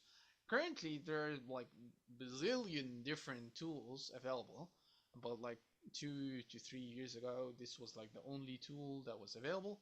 And yeah, it's actually like the OG of the of this process. And are those like legit? Like, does Instagram care if you use those? No, actually, funny enough, and surprisingly enough, this leads into more engagement, and more engagement leads to more reach leads to more views. So that's actually a good thing. It's not bad. No, but I mean, does Instagram, is it like against their terms of service? No, it's not. So even to It's have a an good thing about automated it. system in the comments. And so, Yeah. okay, so if somebody posts a picture or a video on Instagram, can you do this on YouTube too, or no? It's just Instagram or TikTok or whatever. You mean like if it's like my own account and I post a video on my own Instagram account, does it get directly to No, no, no. I'm just trying to everyone like, else? I'm trying to understand like what you do. So like, you go on Instagram, you'll go, somebody else will post a picture or a video, you'll go in the comments and say, "There's this really cool new." Ah, no, no, no. I don't do that. No, no, no. This is not what I do. This is like me managing the client's account, right? And on the client's account, Oh, on their own account. yeah, yeah, yeah. He has done this video, and I'm handling the responses automatically. But what I'm kind of wondering is, so if somebody has a question on their Instagram account, you'll go in there and you'll say if you want to learn more or whatever, comment No, go. no. Am I getting it wrong? I think so. Yeah. Have you ever watched any of these videos where a creator says like comment the word tool and I'll send you the tool, anything like that? You mean in the video they say In the video itself. if Yeah. you're interested in more, comment the word tool or Yeah. whatever, and then you'll be the person who goes in there. And then the viewer, the person who's watching this, he will comment the word tool, and then I, through the automation that I set up, it's going to automatically detect that someone else commented the word tool, and then it's going to be automatically sending them the kind of like the link that we set it up for. Okay, what I'm wondering is, let's just say I want to promote my Instagram or my YouTube or whatever. Do you think that it would be a good idea to have an automated system like this go into other people's maybe YouTube and Ah, comment saying something like, "Oh, I I just saw wouldn't do this." so. Is that against the terms of service? Is that I don't know if it's against it, but I wouldn't recommend it. I would recommend it in a way that it's done a little bit more manual. Meaning, what would be better to do is if you can like follow all of like relevant creators in your niche. So let's say if your niche is like real estate, follow all of like the top real estate creators in your niche and in your country or your location, and set up add them as your like favorite so that whenever they have any kind of new post or anything like that, you'd be receiving a notification.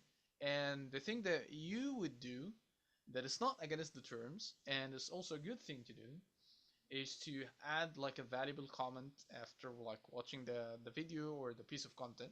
Add a valuable comment that is relevant to them, and maybe at the end of that comment add a plug, like something like, I even talked about something similar to this, and I have a video on my account. You can go ahead and watch it. Something like that. That is something that I would recommend doing. But spamming other people's content with, you know, marketing your own content, no, that is something that I wouldn't recommend. You would end up getting blocked, and the more you get blocked from more accounts and from more high authority accounts, the more your account is going to be impacted. But like, I mean, I can still do it legitimately just by myself. If Yeah, I do it myself, I go into a comment and just say yeah. ads. Yeah, okay. And then how hard do you think it is in general to make a living at YouTube, Instagram, TikTok, Twitter It's all now? about scale. It's all about scale. Like if you're creating a year, let's say below 100 videos, don't expect anything. With full That's honesty. one thing that I've noticed that that other guy did tell me. I asked him how much should I be posting because I didn't at the time I didn't want to like post too much. And he was saying the more you post the better. And it's really true because it's like Yeah, since I just post fucking everything. But at the time when I see other people's accounts who are doing good, a lot of them are only posting like once a week or like they'll have like and but they're like really big. So I was yeah. kind of like It's maybe high I shouldn't authority post so account. Yeah, much. And then also I was like kind of kind of trying to focus on stuff. But now that I've just been posting almost like everything, I'm getting more followers and yes, I'm getting more views. And it's like I know you're supposed to kind of focus on like a niche, but I don't really like focusing on a niche because I get bored with that niche and like, you know what I yeah. mean? So I don't know how you feel about that. I don't know if on YouTube if you should stick to a niche or just kind of do Whatever is everything. relevant to you. When it comes to podcasting in general, you definitely don't have to be tied to a niche. But what I would recommend you to do is to talk about things that are trending. But here's the question: how would I know if something that is trending? And here's the trick: you go to Google, you type in the search Google Trends, and then you type in your own location, like let's say, for example, the US, and then you try to sort for things that have been trending for the past like 30 days or the past 24 hours, and try to talk about things related to that. There is a higher probability that you be in the top like results, like for the search terms that are relevant to this, because this is something that is brand new or this is something that is recently trending. This is something that I would highly recommend you to do. And this is for like Google. That's like Google Trends is like the Yeah, website. yeah, Yeah, yeah. Google Trends. Yeah, I've thought about doing that type of thing and um like I thought about doing like yeah that type of thing basically. But part of the reason why I haven't done that as much is because I've noticed that like everybody's doing that, so I didn't know if if everybody's talking about the drones, I'm afraid that like there's too much already. But at the same time, it I think doesn't matter. it doesn't It matter if doesn't matter. everybody's It talking about doesn't it. matter. It's all about quantity. Like content marketing in general is quantity over quality. If you go to my channel, you will find videos, especially the shorts and even the long versions. The quality is trash. But I did this the shorts. I did it for like I think around like 2 months. I've been posting like quite consistently, and I gotten like 10,000 views. And I kid you not, this channel is 100% brand new. Ten And thousand views per short, or no, no, no, across all of them, and that was only in like 30 days or something like that. So to me, that was like a big thing because this is a brand new channel, and it's not on Instagram or TikTok or stuff like that. No, it's on YouTube, and YouTube is yeah, extremely competitive. yeah, Like unlike Instagram or TikTok, where things could blow up in a second, right? yeah. Well, like one thing I've noticed. So I started off with Instagram, and I've had an Instagram account for a while, and I post consistently on there for a while, and it just stayed the same. Like, and I actually think my content's pretty good, but surprisingly, there is a lot of like really good content on Instagram Reels. Like, it's actually pretty competitive. Yeah, Um, TikTok is just like a shit show. It seems like it's just like random shit, you know. And then Yeah, YouTube, what's funny is I've actually done the best on YouTube, which is like really surprising to me. But it's because I've been giving like I think it's because I think what I started to do before I was just doing like art stuff like on Instagram, like photos, videos. But on YouTube, I'm using LLMs to like give information about things. And yeah. so I think that that's one thing that I noticed is like if you give information, like for instance with you, like if you know a lot about whatever Bitcoin or digital marketing or whatever, and you go on there and you're giving people information, like you'll get compensated for it. And I'm actually using LLMs to like get information. You know what I mean? So that's how I'm kind of like using AI. Then I'll use like the AI image generator if I need like an image. But anyways, unfortunately I have to go. So if you can just yeah, so plug your company. And do you have any big companies that you're working with? And how many people do you employ? Is it just you or No, it's currently just me, but it's dependent on the project. I might hire other freelancers. Like the previous project that we had, I was working with a real estate coach. He's also in the US, in Texas, and we were working on his program and all of that. It was a really big project, and he needed it to be done within like 2 months because he had to like attend like a live event or something like that, and he really needed to have his like digital coaching product ready before that so that he can like pitch it within that event. But yeah, anyway, that took like 2 months. If I was working on it alone, it was probably going to take like 4 months to be finished. We did the website, we did the branding, the marketing, everything, and I had a team of 5 people working with me on that. So yeah, it's dependent on the project. I might be working alone. I might hire other freelancers to do a few things. So yeah, it's dependent upon the project. how much do you charge and how do you find people? I find most of my clients through a freelancing platform called Upwork.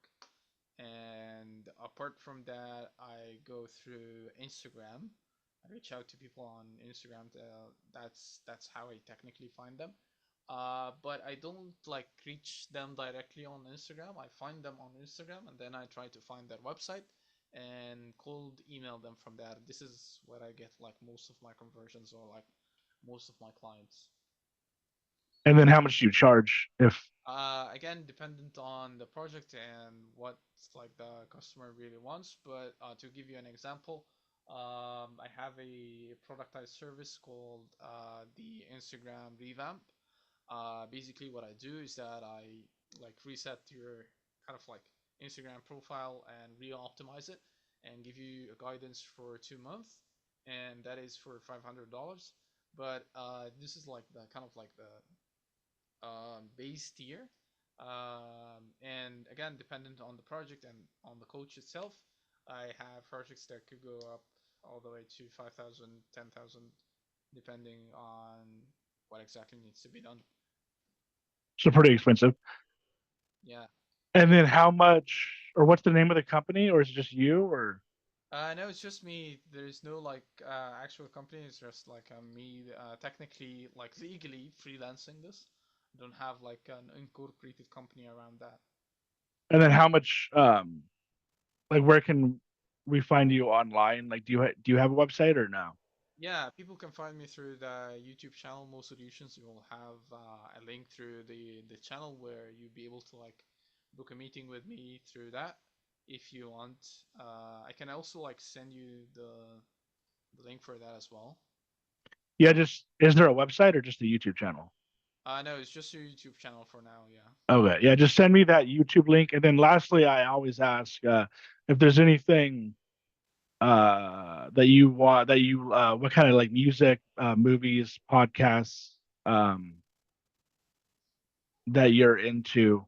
But yeah, I always ask this just because I'm always curious to find more to listen to, you know. I can definitely send you a And then few sorry, you don't have songs. your own podcast, right? No, but I co-hosted one previously with a friend of mine. He's also from the US. and he was also one of my previous clients as well. I co-hosted his show for I think we did like 10 episodes. It's called Sean Modry Podcast. You can look it up on YouTube, but that was quite some time ago. You can But send me yeah, that one too. to answer your question, no, I don't have a podcast of my own right now. But Just what this one. podcasts do you listen to, or movies, or music, or whatever you want to plug? Definitely Joe Rogan. And if there is a movie that I would recommend, I would highly recommend a movie called Moneyball by Brad Pitt. Yeah, Very great movie, very great yeah, movie, and it's quite important to watch this movie if you're planning to get into business because it's going to be really engraving in your head that business and many things in life in general is basically a numbers game. So this movie is quite good to get you this idea into your head. yeah. All right, is that it then? Yeah, I think that's all. Yeah. Oh yeah, thanks for coming on, Mo. Um, if yeah, like if you ever want to come on again, I don't know how much you know about AI, but I'm also interested in that topic. I would have brought that up earlier if I knew, but yeah. So thanks for coming on. Let me know if you want to come back. Awesome, awesome. Thank you so much for having me. I had a really good time. I hope you enjoyed it as well. And yeah, thank you so much, guys, for watching. Make sure to like and subscribe. Thank you. Bye. Bye, guys.